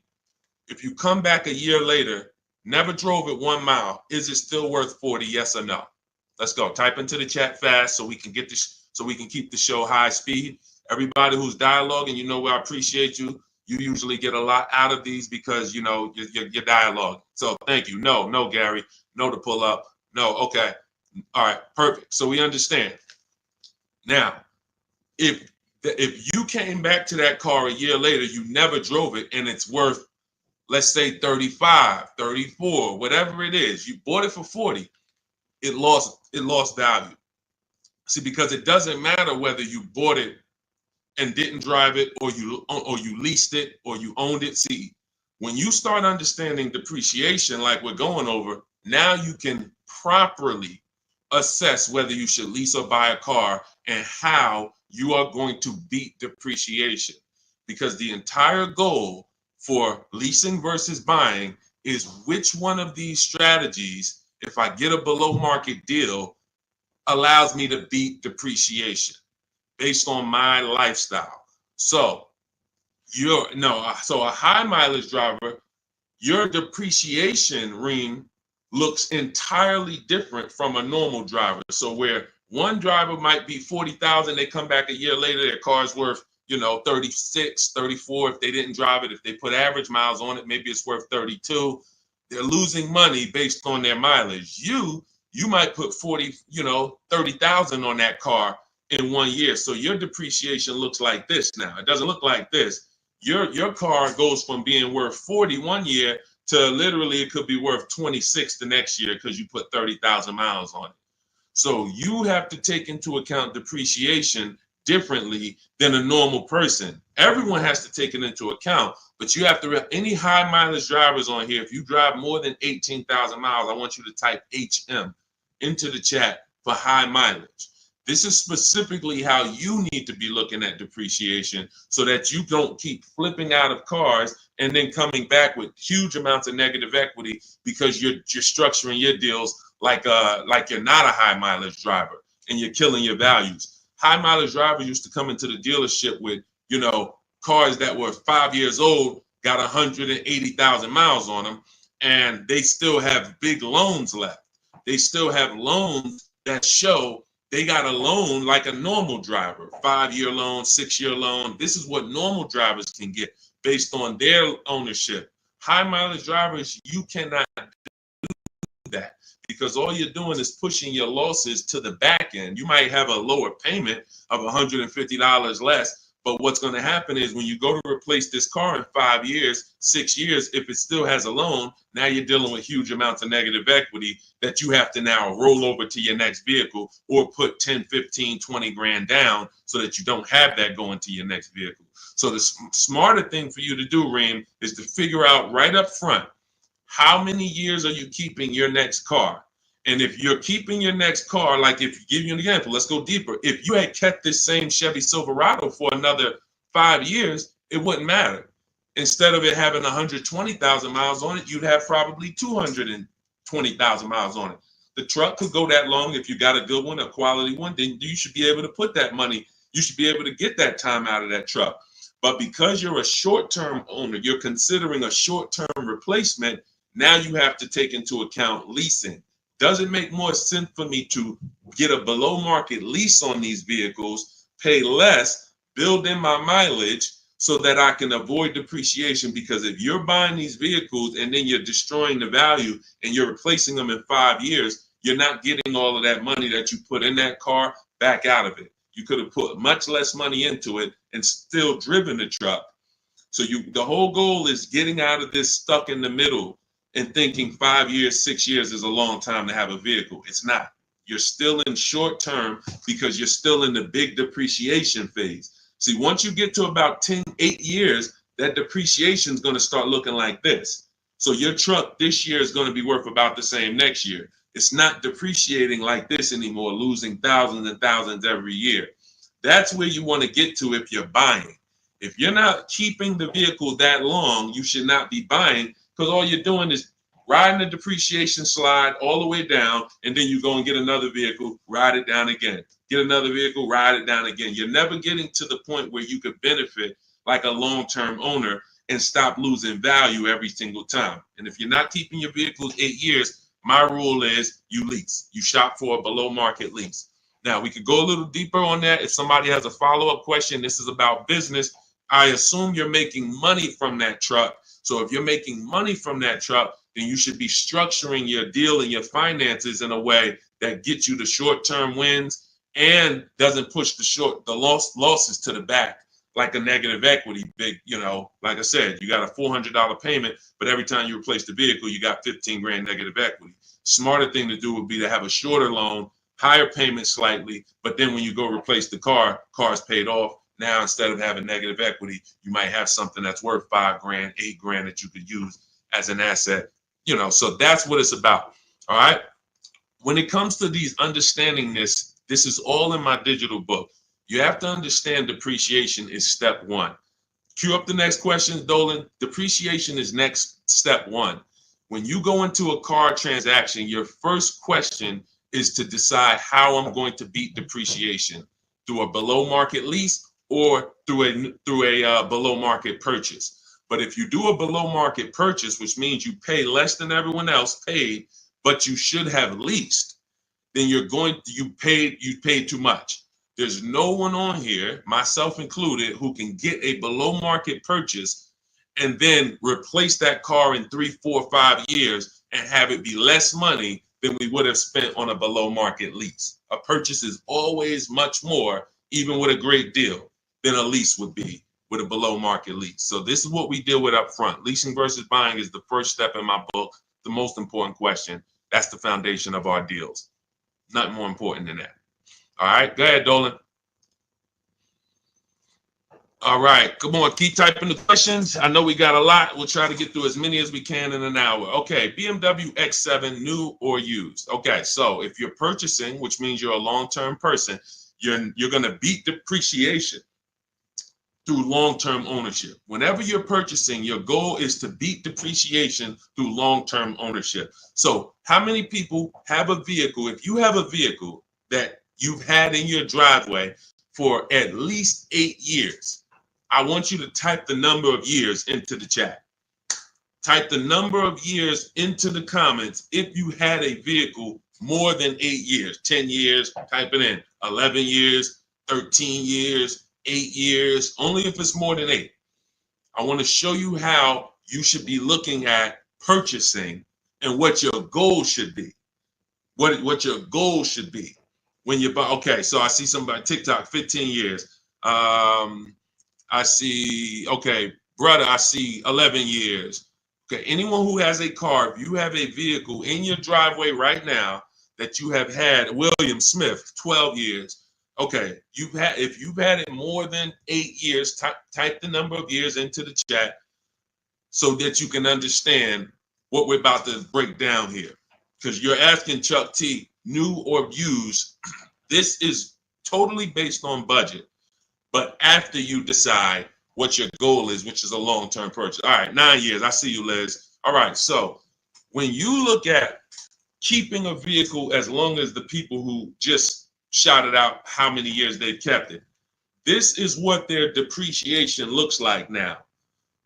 Some of them like this. Somebody like brother who he's had his vehicle 11 years, his depreciation is like this. What does that mean? If his vehicle today is worth $7,000, a year from now, it'll probably be worth close to 7,000, maybe 68, 62, 7.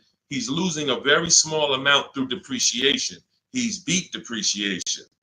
So that's the benefit of all the money he put into the car, is he now has a vehicle that is no longer depreciated. He could drive it for 4 or 5 more years. My father had a GMC Envoy that he's had since 2013. We bought it pre-owned for him.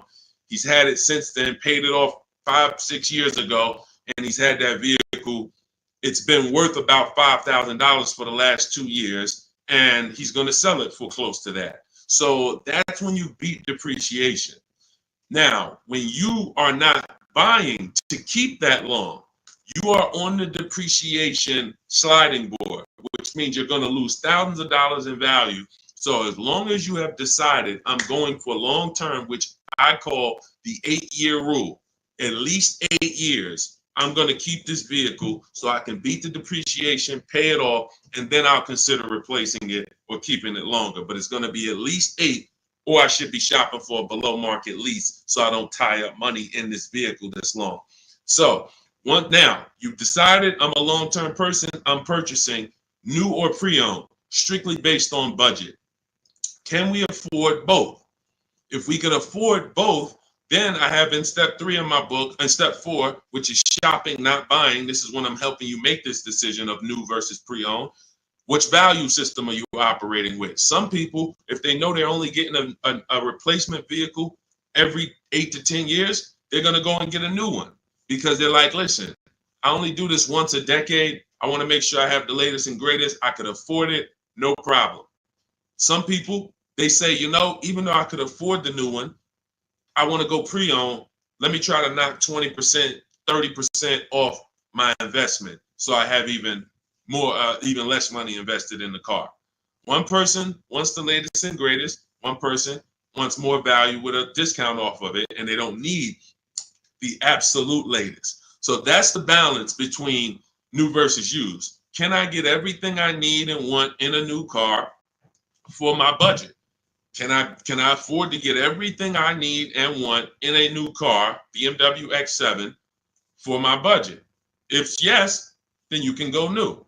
If your value say, listen, I could afford it, but I want to knock 30% off, 20% off, 20, whatever it is, whatever the below market used car deal would be for that vehicle, then they go that route. There's no right or wrong there. But if you can't afford to get everything you need and want in a new one, then your only option is to go pre-owned. But it's all based on the 8-year rule first. You should be buying to beat depreciation to keep at least 8 years. You're buying a depreciating asset. 3, 4, 5 years, 6 years of ownership is losses because you're not going to get the money back in resale when you're depreciating that vehicle the first 5, 6 years and then going and replacing it. You're not getting that money back.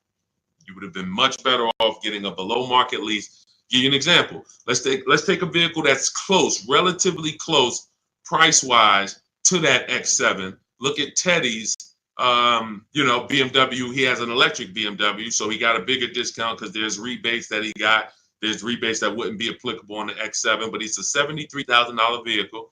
He's leasing it for $856 a month. That was his best offer. Now, one of the things we teach here, we do not buy a vehicle, lease it, buy it without looking at 5 offers, 5 options. If we're looking at a used car, we're looking at 5 options to make sure we're getting the best price. We do this from home. That's why my entire system, my book, everything is called Cars from Home. Cars from Home, because we're using the internet to do this. But you look at somebody like him, he paid $856 a month, no money down.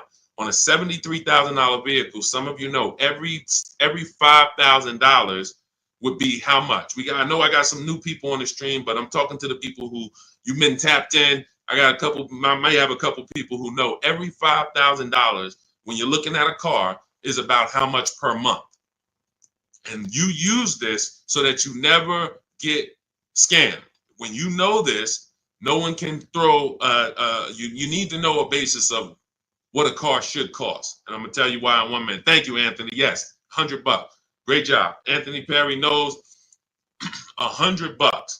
So if every $5,000 is $100, you're going to now look at a $50,000 vehicle and you're going to say that's going to be about $1,000 a month if I wanted to buy it.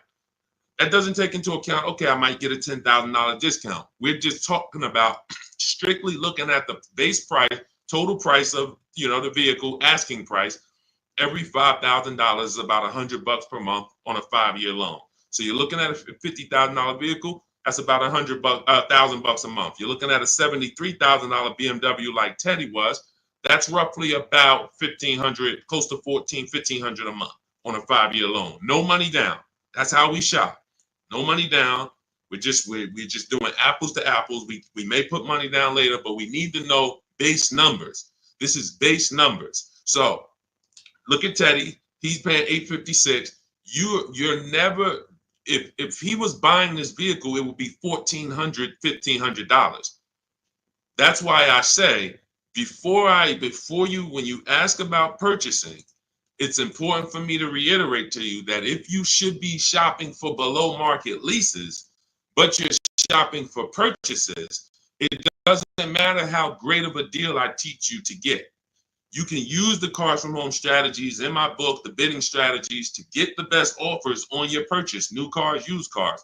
But it's not going to compare to if you would have leased, because you should have leased because you weren't keeping your car at least 8 years. You can see he's $856 a month, and even if the deal wasn't that great, even if it was $1,000, he's still literally $400 or $500 less per month than if he had bought that car only to try to trade it in 3 or 4 or 5 years and go do it again. So the leasing versus buying is the biggest principle that you need to start your car deals with. There's nothing more important than that, and we want to make sure we drive that point home.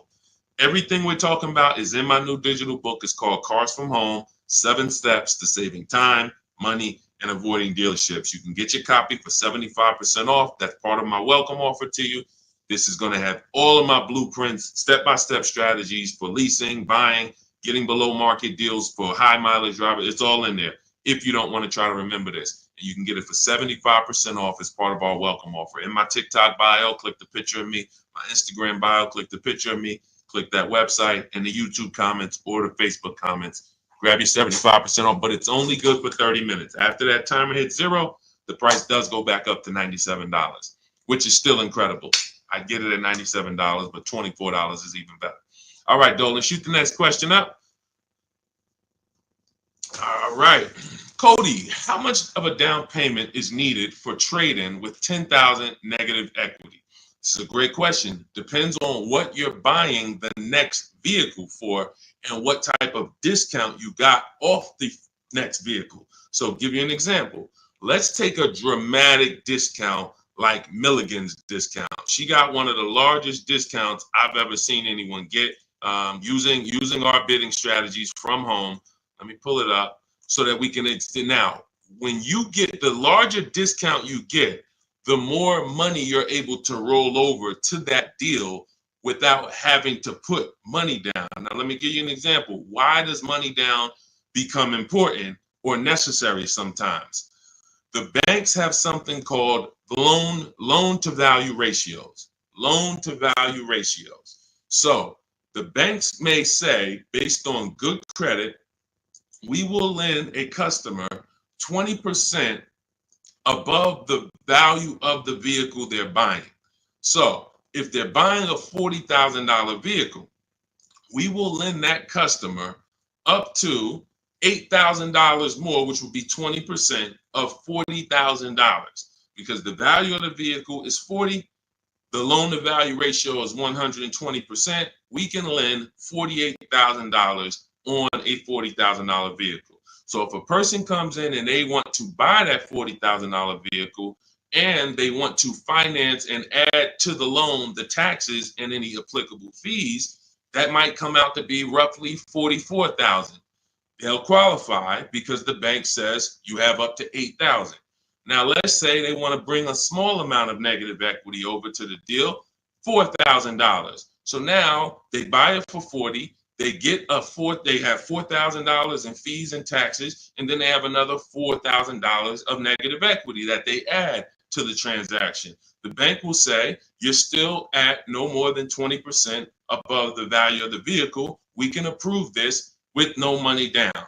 The problem happens when a person wants to add $8,000 of negative equity on top of that. So now they're buying it for 40. They are getting taxes and fees added. That's 44.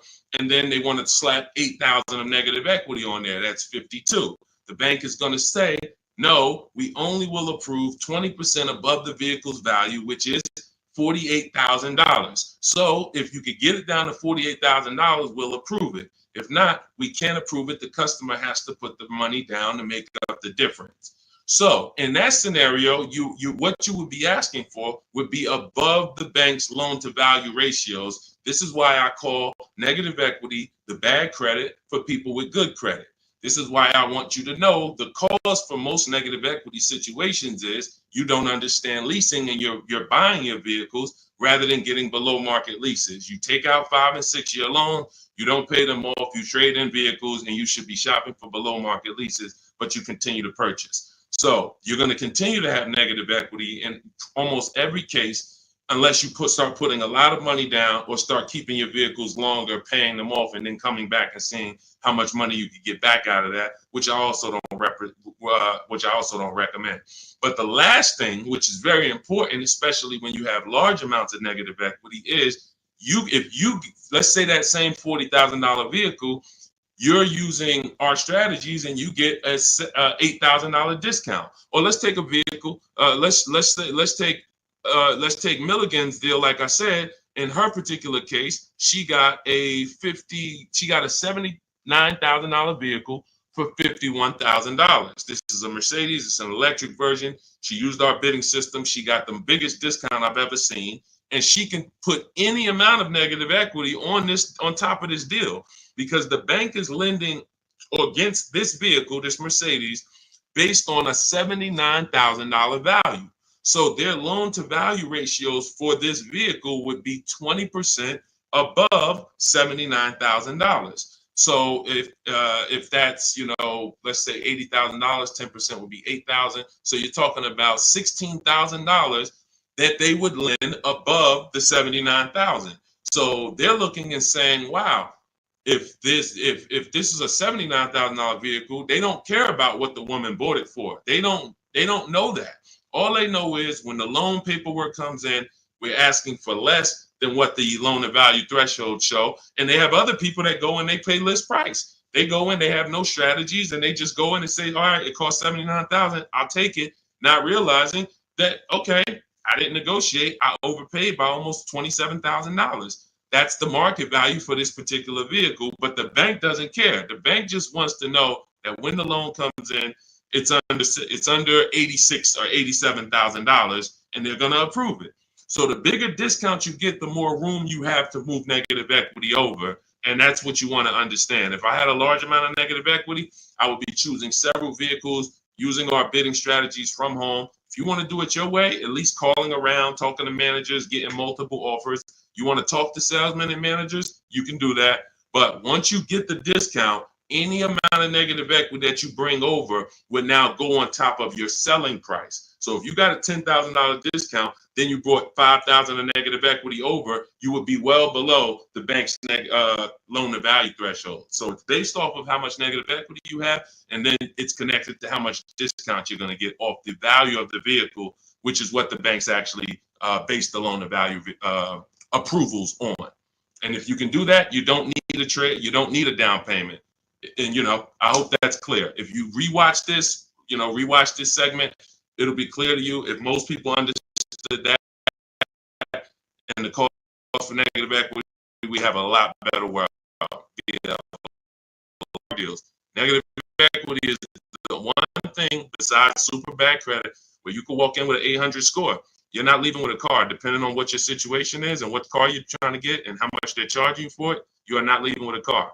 And that's just the sad part. So stay out of negative equity. Get out, stay out of it. All right, go ahead, Dolan. Next question. And I see you, Quintia. We'll get to you asking about Tesla. All right, Miss A, good to see you. Any advice on leasing as a first-time car buyer? Sure. Let's look for something that's mainstream because some banks do not want to be your first lease. When I was at Mercedes, unless you were like, they had a Rising Star program, which was certain college students and, would have, condition. They had to have certain things like 2 trade lines on their credit report, but that's the only people who can qualify to get a Mercedes as their first loan or lease. Some of these, luxury banks or import banks do not want to be the first one, but Honda, Toyota, Chevrolet, Ford, Nissan, and possibly Infiniti. As long as your credit profile is good, you're in that good range, high 6s, low 7s, the better, the higher the better, and you have a solid credit report, that could be 2 credit cards, but you're paying them on time, you're not using up that credit. I would be shopping based on the 8-year rule, which is the first step in my book. The 8-year rule is how many years are you going to keep the next car? That's the leasing versus buying question. And once you make that decision, if you're not keeping the car 8 years, you should be shopping for a below market lease. And I've seen so many people that would buy their first car or they would buy their children their first cars, and they're getting like $400 payments on these cars or $350 payments. That's only a $15,000 to $18,000 car. So they're usually getting a 4 or 5-year-old, Hyundai Elantra, Toyota Corolla, if they're buying used. These are the same vehicles that they may turn around and trade in 2 or 3 years, 4 years. They're paying $350 a month, and God forbid the vehicle breaks down on them or anything. They're dealing with a used car, where you can get some of these incredible lease deals, and you can get them for, depending on the car you're looking at. Somebody had just got an Elantra, and the payment was $350 a month, brand new car, no money down. Let me see if I can find their deal. It was here we go. It's India. I joined last year. She joined our program. I do have a program where I shop with people. Depends on how you want to learn. You can go to my bio to figure that out too. But these are people who are in my program. They have the same strategies you have access to in my book, same process. It's just one's a blueprint for people who are like, Deshone, give me the blueprint. I'll follow it step by step. You can get to all your deals. And one is done with you, where you're like, hey, let's shop together. You're basically shopping with me. So it says, got back 6 quotes, because I told you guys we don't make a deal unless we get at least 5 quotes on every vehicle. Got back 6 quotes. Fast forward 2024, I had to find a car in 2 weeks, so you don't need a lot of time to implement this. My process actually takes, max probably 3 days. If you needed a car in 3 days, we can get a below market deal that fast. I had to find a car in 2 weeks, so I got to work in about 5 days. I walked out with a 2024 Hyundai Elantra, 36 month, 12K, 365 a month, no money down. So this is a brand new vehicle, probably about a $26,000 vehicle. No money down. So when we consider the fact that, as I said, some people are buying their family members, $15,000 to $18,000 vehicles that have a 365 payment. Okay, do I want my people? Do I want my child or whoever in a 2019 or 5-year-old or 4-year-old or 6-year-old used vehicle for $350 a month, $360 a month, or can I go out and can I lease a below market? Can I get a below market lease? Because again, there's a lot of people paying a lot more than what India just paid. So I don't want you to think that's the deal for everyone. That's a below market lease deal. You can look at the commercials and you'll see that anytime you go to a website to lease a Hyundai Elantra, that's not going to be the deal. $350 a month, $360 with no money down. They're probably going to say $279 a month with $3,500 down plus tax and fees. And again, the key is this is a below market deal that India got using my blueprints, using our shop from home strategy where we don't talk with dealers. So that's the thing. I would most likely say I want my child or my spouse or whoever in a new vehicle for the same payment rather than a used one. So that's it. So everything we're talking about is in my new digital book. It's called Cars from Home, 7 Steps to Saving Time, Money, and Avoiding Dealerships. You can Google it. It's already 5-star rated. In fact, before we go to the next question, I wanted to pull in some of these reviews. Thank you to everybody who has reviewed the book. And I appreciate it. I just grabbed a couple random ones. Says here, this book is a must have if you're thinking of getting a new or used car. So much has changed in the process since I bought my first car 40 years ago. Think of it as a workbook. So even though you finish the book, you will refer back to it several times in the process. Deshone takes you step by step through the process and has videos to support the steps that I do. That's a surprise in there. For those of you who have the book, I link to certain videos to help you understand things better. I feel better prepared to go out, get the deal I want for my next car, and I know that I didn't get taken advantage of by a dealer. Thank you, Marguerite. Appreciate you. Again, you can get your copy as part of our welcome offer to you for 75% off. Book's normally $97. You go to my TikTok bio, click the picture of me, go to my Instagram bio, click the website that says 75% off, or you can go to my Facebook comments or the YouTube comments to activate your 75% off. But it's only good for 30 minutes. If you visit it and that clock started ticking down, once it gets to 0, the price does go back to $97. So go get your book, screenshot the thank you page so you'll have the support team's email and come on back to the show. Go ahead, Dolan, shoot the next one in. Oh, Dominique said, buy the book, y'all. I bought a used car using Cars from Home strategy. I saved so much money and time. It was not hard either. If you follow the steps, Deshone literally does it for you. That's it. That's a fact. Thank you, Dominique. That is a fact. Like, you're not using your stuff anymore. You're using my stuff. So that is, if you leave your stuff. That's why I represent Unlearn, Relearn, because when you decide you want to unlearn your way of car shopping and you want to do it the Cars from Home way, that's all you need. As long as you have a computer and you can copy and paste and send emails and visit websites, you can win. That's all you need. But you do need to be able to use a computer and copy and paste. That is a requirement. And everyone may not be able to do that. If you have somebody in your family that's good with copying and pasting and sending emails, that's all we need to win. All right. Thanks, Dominic. I appreciate that. Go ahead, Dolan. Shout out to the sharers and shout out to everybody running the likes up on TikTok. Thank you to everyone who hits the share button.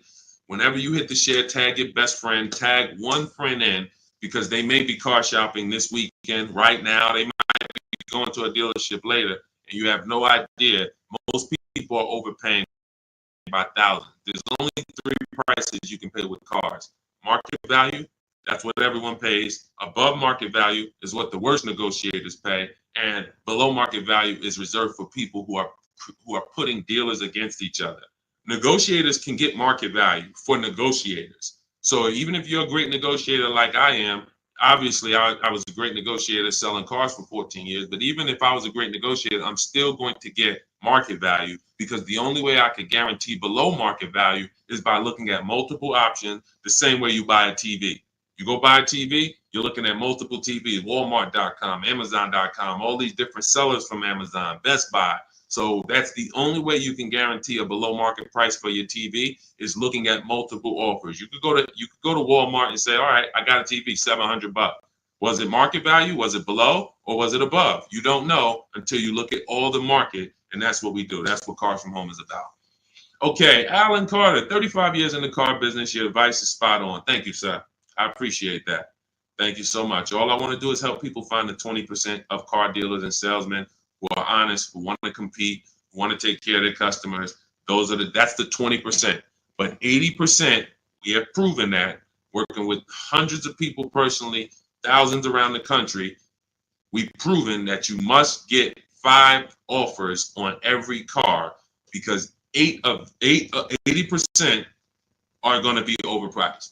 Doesn't matter how much you negotiate, they're not going below a certain amount. So when they tell you, hey, Shantola, thanks for coming in, but this is the best offer we can do, that does not mean that's the best offer any Nissan dealer can do. That means that's the best offer Nissan of Bay Ridge can do. That's the best offer Nissan of Hudson County can do. But there are several Nissan dealers competing, and we need to get competitive offers to see who's the 20% of dealers who are going to beat all their competition. And we only do this from home. Go ahead, Dolan. Great questions today. Let's go. Keep typing. Let's get to as many as we possibly can. Does your process work when leasing a Tesla? Yes and no. My parameters for overpaying for a lease should never be broken. They're based off the 1% rule. So how did we come up with the 1.5% rule for knowing bad lease deals? We had to look at what a great lease deal was. And the 1% rule has been around since way before I started leasing cars. So you take the MSRP of the vehicle, the total MSRP, you type that in, and you multiply the total MSRP by 1%. And if your lease payment with no money down is under that, you stole the vehicle. It's a steal. I call it a steal. So we have 3 different ways we look at leases: a steal, a deal, and when it's time to chill. Very simple. A steal is 1% or less. So what does a 1% look like in real life? Look at somebody like Greg. Greg leases his $56,000 Kia EV6 Win, $527 a month. No money down, 12,000 miles per year. Now you can adjust this miles. You can get 15,000, 18,000, 25,000. But the way we shop is based on 12,000 miles per year. That's how we judge the 1% rule. So another 1% deal, less than that. You know, Zafrina uses our strategies, uses what's in my book. She puts the dealers against each other. She gets multiple offers. You can see she used all the scripts, my email scripts. We don't talk. She gets $579 a month on this $65,000 Jeep Grand Cherokee. You look at somebody like, where is Rosalie? Rosalie Ansley is another 1% lease deal. 2024 Infiniti truck, $58,000, $554 a month, no money down, right under 1%. And he's driving something he likes. This was a vehicle he got for his father a couple of days ago. So this is a 1% lease. So now we say, when I started telling people about leases in my videos, I knew people were going to go out and get bad lease deals because they just literally don't know how to make people bid, and they're just going in trying to negotiate, not realizing a lease is going to look better than a purchase. The only people who really say a lease is the same are people who really are overpaying for their leases, because they'll say, wow, the dealership told me to shine that with their lease deal, it'd be better if I just buy it because it's about the same price. That means they're offering you a horrible lease deal. That dealership is running a horrible lease deal, and they want to try to talk people into buying. But normally a lease, when you look at like these deals, is, you know, these are hundreds of dollars less per month than they would be to purchase, hundreds less. So now we say, well, how do we know a bad lease deal? You're paying too much money for a car you're giving back. It's very simple. A bad lease deal is just that. You're paying too much money for a car or vehicle you are giving back in 3 years. That's another reason we don't do 4-year leases at all. Because when you add up all the payments, you look and say, wow, I leased a $40,000 vehicle and I paid $28,000 for that vehicle over 4 years. Then I gave it back to them. You paid off almost the whole vehicle and then gave it back to them. That's why 4-year leases are horrible. But you're only judging your lease value by how much you're paying over time and how much did it cost me to drive that $40,000 vehicle for 3 years. Did it cost me $13,000 to drive it over 3 years? $17,000 to drive it over 3 years?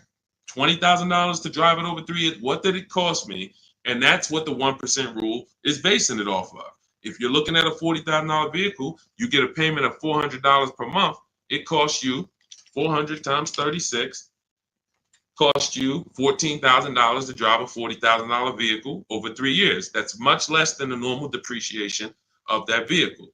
So we go up to 1.5%. So 1.5%, anything above that, you're paying too much for a vehicle that you're giving back. There's no value in leasing that vehicle. And when you compare it to other vehicles, because every vehicle has a different lease program, there's so many other vehicles you can lease and get a lot more value, drive a whole lot more car MSRP wise, and have the same amount of money coming out of your bank account. So that's why the 1.5% rule is our anchor for overpaying.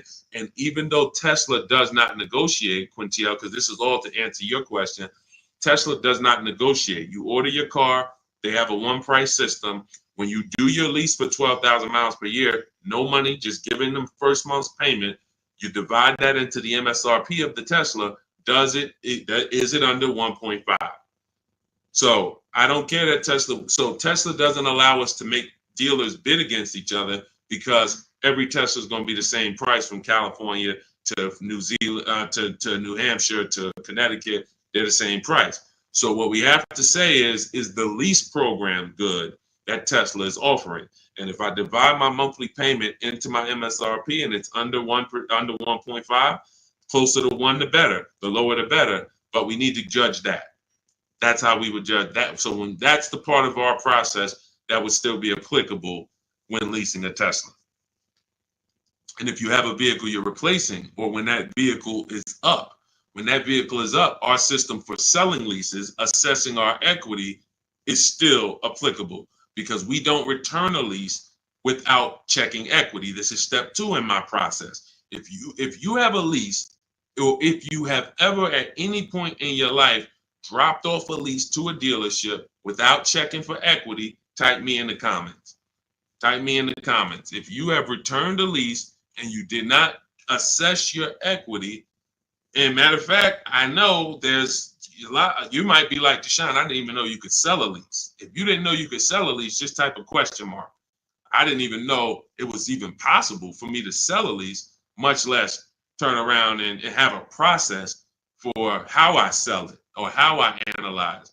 Okay, Faith, I see. I never done that. Dwayne Castro, me. Okay, perfect. So what we do is, this is step 2 in our process. We assess our equity on any vehicle that we are replacing because we don't trade. We don't trade. Some of you know that. So the equity assessment is how we don't give dealers back money. So if your car on the market is worth $19,000 and you go drop it back to a dealership, but they could buy that car for $16,000, now you just lost $3,000 of equity because they're going to buy that vehicle and they're going to resell it based on a market value of 19. So what we do is we make sure before we return any lease, we are checking the market value, getting 6 offers to see if is the price that a dealer can buy our lease for, is that a price that is a price that's higher than our is our market value higher than the market? Let me break it down like this. Let's say the dealer buyout price is $19,000, but your highest offer market-wise is $24,000. That means you have $4,000 to $5,000 of equity that we could cash out, let CarMax, Driveway, Carvana, Kelly Blue Book Instant Cash Offer, AutoNation, Car Gurus, one of these buyers that we use, this is all in my book. This is step 2. We get these online bids. We're going to let them buy the vehicle and then we'll make $3,000, $4,000, $5,000 once we sell it to them. And I've helped hundreds of people do this. There's several videos on my pages where you can see people that are commenting, man, I use your strategies. I made 7,000, 8,000, 10,000, especially during the pandemic, because every vehicle was worth $7,000 to $12,000 more than it's worth today, more than it would be worth in a real market. And I told people for 2 years straight, once I started talking about this, I said, listen, cash out now. If you have a vehicle, cash out. We help people cash out $5,000, $7,000, $10,000, $12,000, put that money in their bank, release or rebuy below market. And some people can say they capitalize on a once in a lifetime market that none of us have ever seen before. Strictly based on the equity assessment. This is all in my digital book. This is, if you're like Deshone, I don't even want to remember half this stuff. I'm not going to remember it. You can get my entire blueprint that teaches everything about below market leases, below market purchases, below market new cars, used cars, making banks bid, equity assessment, selling leases. All of that is in my book step by step.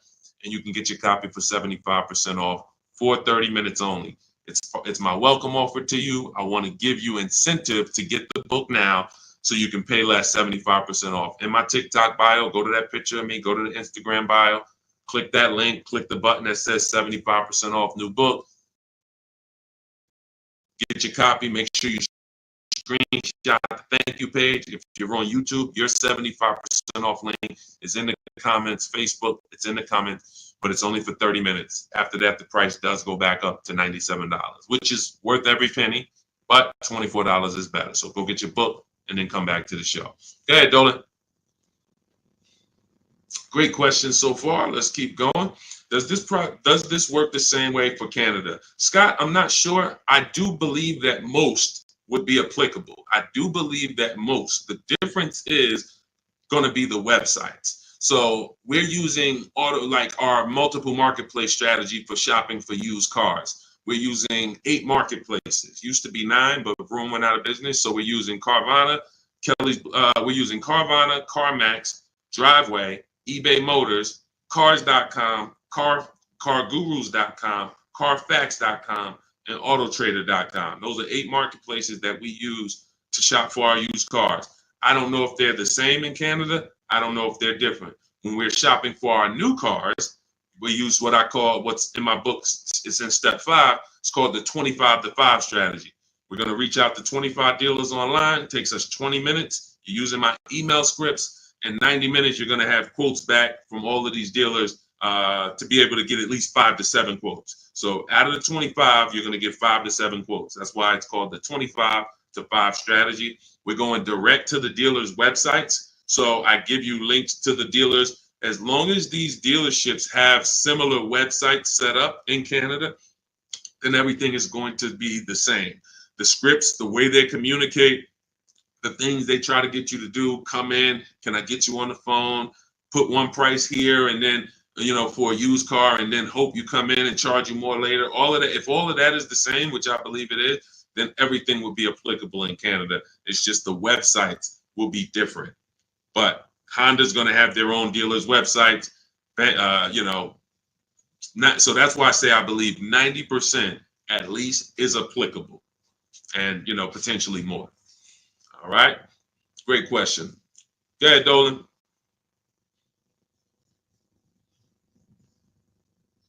I have the book. Great job, and make sure you guys send me your emails, just like Tiffany did. I always use Tiffany because she was the first one to send us an email, and I always make sure I reference her. But everybody who sends these in, I get to bring them onto the show. I brought a couple more. Look, this one is from Christopher. Deshone, thanks so much for these resources. I read your entire book last night. I've already been underway and trying to put my deal together. What a great book. I have my quotes together. Now I'm ready to take the next step with the calculator.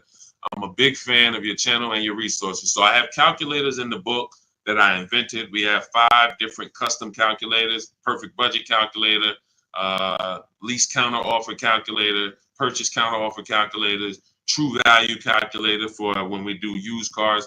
So I think there's 4, might be one more, but there's at least 4 calculators that we invented. That these, you can't find these anywhere on Google. I literally wrote the code, and so that's what he's talking about when he talks about the actual calculators that are in there for you guys. So yeah, send me all your details. I love reading stories like that.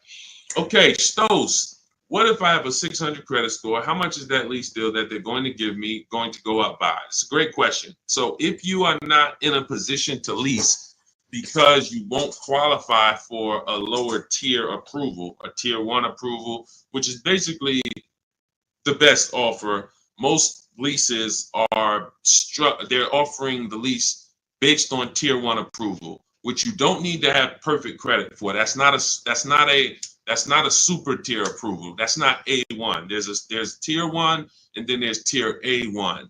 So A1 is going to be a super tier, which is usually applicable on limited inventory cars. It's not important, but most vehicles, they're going by tier 1. And so most people can qualify for tier 1 with a good credit profile. But if you don't get tier 1, the payments can go up significantly. If you get tier 3, tier 5, some banks have 6 tiers. So the payment can go up by $100, $150. That's why we always have backup offers. So in case someone tells us, hey, your payment's going up by $80, we go to our backup offer. We give them a chance to actually see if are they lying to us, are they just trying to take a shot at us, because sometimes they are, sometimes they're not.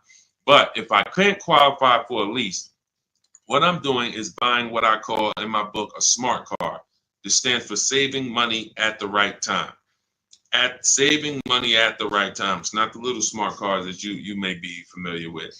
What I'm doing is setting myself up to lease. So I'm going to go get the least expensive car that I can get a loan on. That is the goal of a smart car, to have the least expensive quality car. It must last. Car cannot be breaking down. It's the least expensive quality car that I can get a loan on. $10,000 loan, $12,000 loan.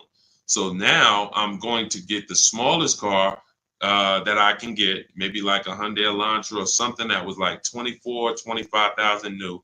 And I'm looking to get it around 10,000. So it doesn't have to be too old. Now I'm getting that vehicle. I'm going to drive that vehicle for 2 years, establish a payment history. My payment should be no more than $250 a month. You're talking about a $10,000 loan. So now I got an easily manageable payment. I got a car that is dependable. I trade out of that into a lease in 2 years. But what some people do, which is what I don't recommend you do, when you're trying to qualify for a lease, that should be the goal. It should be, I'm buying this vehicle right now that I'm getting is going to set me up for my lease in 2 years. Now, some people will go, I just got to have what I want now. And they'll go and they'll get the Dodge Charger with the Hemi engine, or they want but they know that, all right, I'm going to go and get a $25,000 vehicle. But because you have a low credit score, you're going to pay 18, 20, 25% interest. So now when you go to replace that, first of all, in 2 years, you got to make it to 2 years with a high payment, a high, like a car that most likely wasn't a quality car, because you're stretching. When I say you're stretching, if you're trying to get a $25,000 Dodge Hellcat, that vehicle probably has 80,000 miles on it, no warranty. So you're getting you're not getting a quality one. You're getting the one you can afford, which is going to be high miles, older, and now you have this high payment, high interest. So when you go to replace that car in 2 years and try to go into a lease, you're going to have a huge amount of negative equity, maybe $8,000, $9,000, $10,000, $15,000 of negative equity. So when you try to go into that lease, you're not going to even be able to make the lease make sense, because you're bringing all this negative equity over from the old car. So that's why I say you discipline yourself. You drive something, least expensive car, because you're building. You're building. We haven't earned the right to get what we want, but if I keep if I discipline myself for 2 years, drive a vehicle that is the least expensive, reliable vehicle that'll do the job for me, 2 years down the road, I got 2 years of payment history. I traded out of that into my new lease, and I'm driving a brand new car from that point on. That's the plan if I didn't have good credit, but I knew I need to get to the point where I could lease. That's exactly what I would do.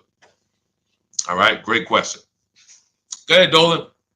Scott Johnson hold on. Ahmed, the payment includes money factor and taxes. So what part of the lease is too much? It's too much based on the total amount for a vehicle you're not going to own. So when I leased my $35,000 Jeep Grand Cherokee, I got it for $330 a month. This was in 2018. So 2018, I paid $330 a month, and then I drove off. It was a 39-month lease. So over 39 months, I paid $12,870 for a $35,000 vehicle. Plus taxes and fees, it would have been probably $39,000. So $12,000 it cost, $12,870 it cost me. When you are leasing, the only thing you are considering is how much does it cost me to drive this vehicle over 3 years. The lower, the better. And that's how I look at cars, and that's how I teach all people who do cars from home, all the cars from home insiders, look at leases and say it's a value play. That $40,000 vehicle, what's the below market lease on that? We get below market leases by making dealers bid. That's what the whole cars. That's a huge part of what the cars from home system is. You're not going to get the below market deal negotiated because you don't know what the market is.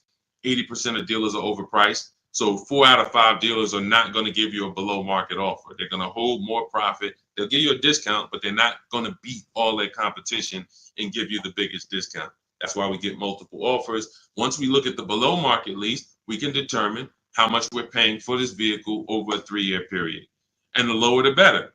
Because again, we're comparing it to the 1% rule. So the 1% rule has been around. It's literally, I'm driving new vehicles for cents on the dollar. A 1% lease, $400 a month for a $40,000 car, no money down. The same $40,000 car would be $800 a month to buy, based on the fact we know every $5,000 is $100 a month. So $40,000 on a vehicle, that would be $800 a month. That's not including taxes. So you're talking $800 a month, $850 a month to buy a $40,000 vehicle on a 5-year loan. A 1% lease is $400 a month. So we're always judging the lease by how much am I giving them over a 3-year period to drive this vehicle. And, there is a point in time where you're paying too much for a vehicle you're giving back. And that means you signed a bad lease deal. Go ahead, Dolan. All of this is in my book. I teach you about the 1.5% rule and why we don't sign leases over 1.5%. All of this is laid out step by step. That's a huge part. When you hear me say rules, the 1.5% rule, the 8-year rule, these are principles. These are boundaries in our Cars from Home blueprint that we don't step over. We don't. And there's one thing, if you step over, great. That's on you because you're an adult. But it's another thing to know you're actually stepping over a boundary.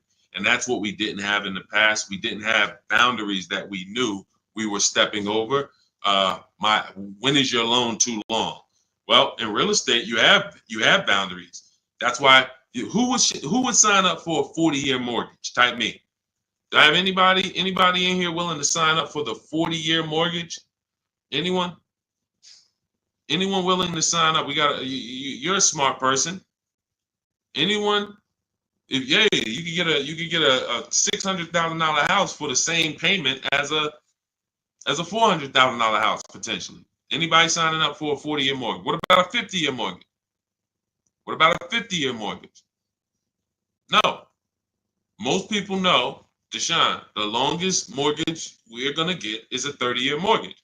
Some of you go for 15 years to pay it off quicker, but you're not doing 40, you're not doing 50. Because that means I can't afford this vehicle.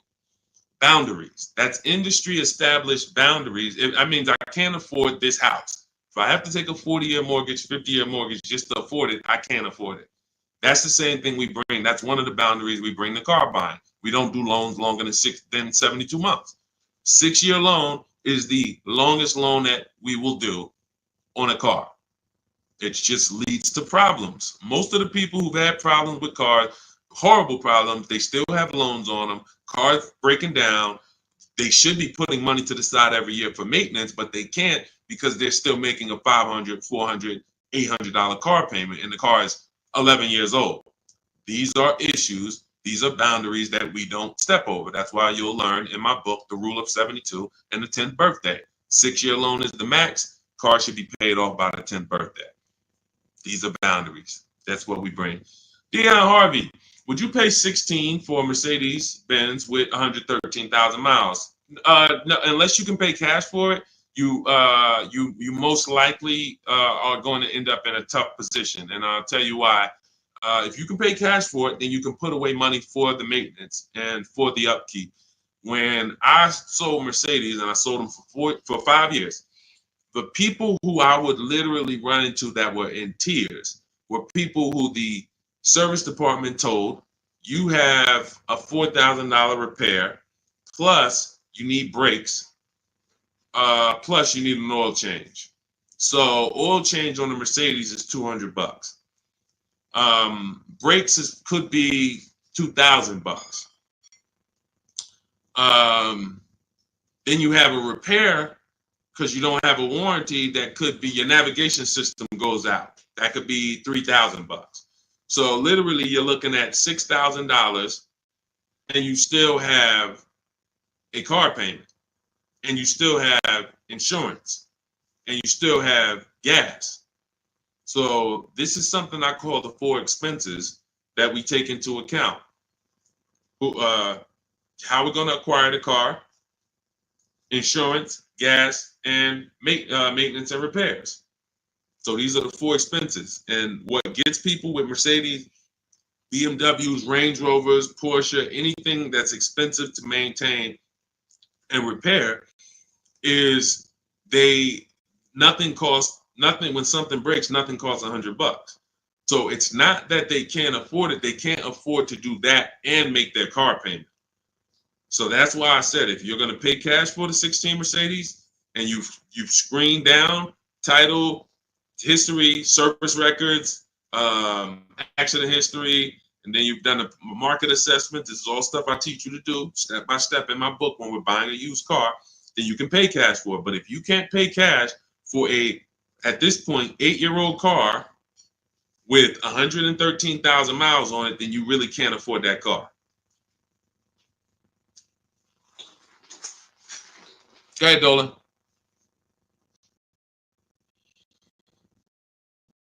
Any Euro car after $100,000 is a money pit. That's why you can get them cheaper. And listen, if you know, you can have vehicles that were well taken care of by people and they just went to upgrade their model. There are plenty of people who baby their cars, their BMWs, their Porsche. They've done all the maintenance. Now they get to 100,000 miles. They might have had it for 8 years and they're ready to sell it. And it's a great opportunity for someone else to buy. But you have to be able to afford these cars. And you have to be able to avoid, if you can't afford to repair and maintain them, then you can't afford these cars. So that's the principle. And again, I'm somebody who's worked. My most expensive car I ever sold was a $435,000 SLR McLaren. So I've had plenty of people who had, $200,000 Maybachs and, $180,000 S63s. Like, there are principles of affordability that safe people, conservative people follow to make sure they're not getting in trouble buying these expensive vehicles. And then there's people who don't have these principles and they're buying less expensive vehicles, lack of quality, and they're basically shoehorning their way into the vehicle with a loan, but they can't afford the vehicle because they can't afford to maintain it. And they can't afford to pay it off in time before things really start going wrong. If I got a paid off Mercedes or paid off Range Rover, but I'm putting, I was paying $700 a month to buy it, but now it's paid off. So now I put $300 a month to the side in an emergency fund. So when something breaks, I go to my emergency fund. Okay, my car needs this, my car needs that, but I'm not making a car payment anymore, so I can afford the maintenance.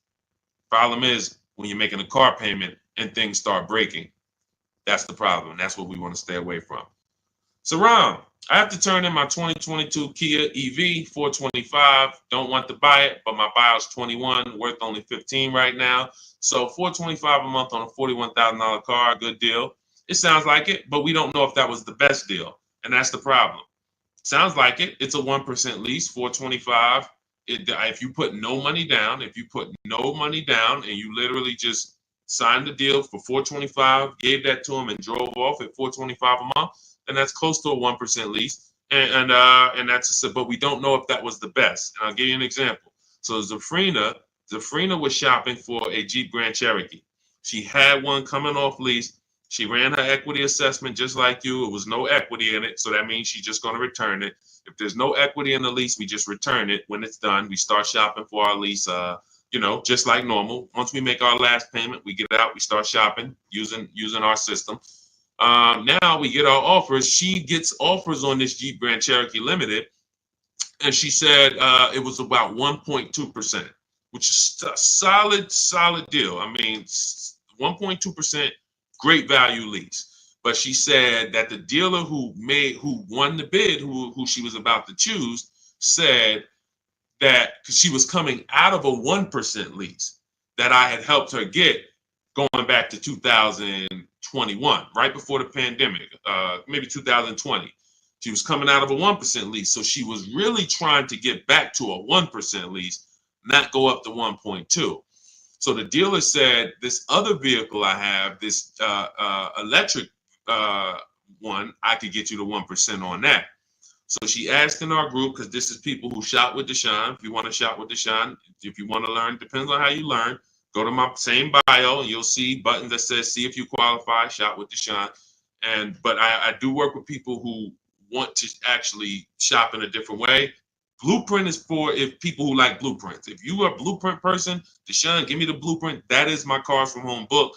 It's the ultimate blueprint to below market deals. That's why I show all of these people who actually used it and wrote about it, and you can read the reviews on it. But when you see these Facebook posts, these are people who have been working with me and in my private program. But anyway, let's get to the point. She now says, should I take the 1% on the different vehicle? I said, you got to you have to reach out to all the dealers that emailed you about the original Jeep Grand Cherokee and now give them a shot, because now that guy might be offering you 1%, but you don't know, is that the best deal? Just because he was going to give you the best deal on the normal version, he beat everyone else. That does not mean he's giving you the best on this electric version. He could be using this as an opportunity to make a little more money on you. So she connects, sends out my scripts. We have this contact script, very simple to use, copy and paste. She sends it out on the electric version. The winning bid comes in at $579 a month, which ends up being a 0.88% lease. So yes, when we look at a 1% lease, we might say, hey, when you're asking, hey, this was a 1% lease, was that a good deal? Yes, it is a good deal. Yes, it is a steal. 1% is a steal. Does it mean 405 was not available on this vehicle? No. Does it mean 395 wasn't available on this $41,000 vehicle you got? No. And there's no way for us to know that unless you followed our process and you know there was no better offer than this offer. That's when you know. And that's all we care about. We want to guarantee we got the below market lease. We want to guarantee we saved all the money and got the below market discount on the purchase. We want to guarantee that on our used car that we're buying, we got the below market price. And that was the least expensive option within 100 miles of me, 150 miles of me. That's what we roll. And that's the Cars from Home system. So everything in this stream is sponsored in my new digital book. This is not, I don't wing it. And the beautiful thing about what you're going to do with Cars from Home is you're no longer going to be winging the process. This is the second most expensive purchase that many of you will make. And some of you who don't own a home, this is the most expensive purchase that you have made so far. And every single time you make a 5-figure decision on a car, you add these up and you can see I've made $100,000 in car buying transaction decisions over my lifetime. What is my process for getting below market deals? What is my process for not paying what everyone else is paying? You've winged it, but you're no longer going to wing it. This is a 7-step process.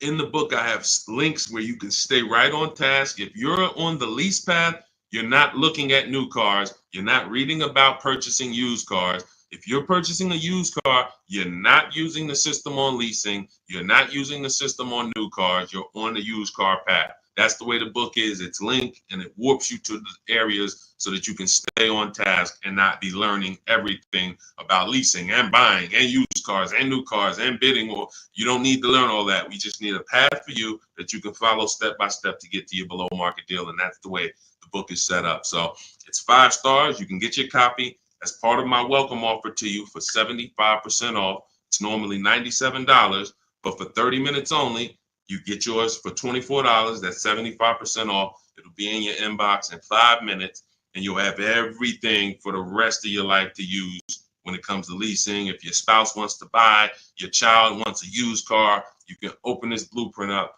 at all times and use these strategies that you paid $24 for. Now, if you missed it and you didn't get there before the 30 minutes is went to zero, then you'd have all these strategies and you paid $97 for it. It's still a win. It's still going to be in the top 3, top 5 most valuable books you've ever owned to your bank account. That is the biggest thing. This book being valuable to your bank account. So go get your copy for 75% off. Click that picture of me in my TikTok bio.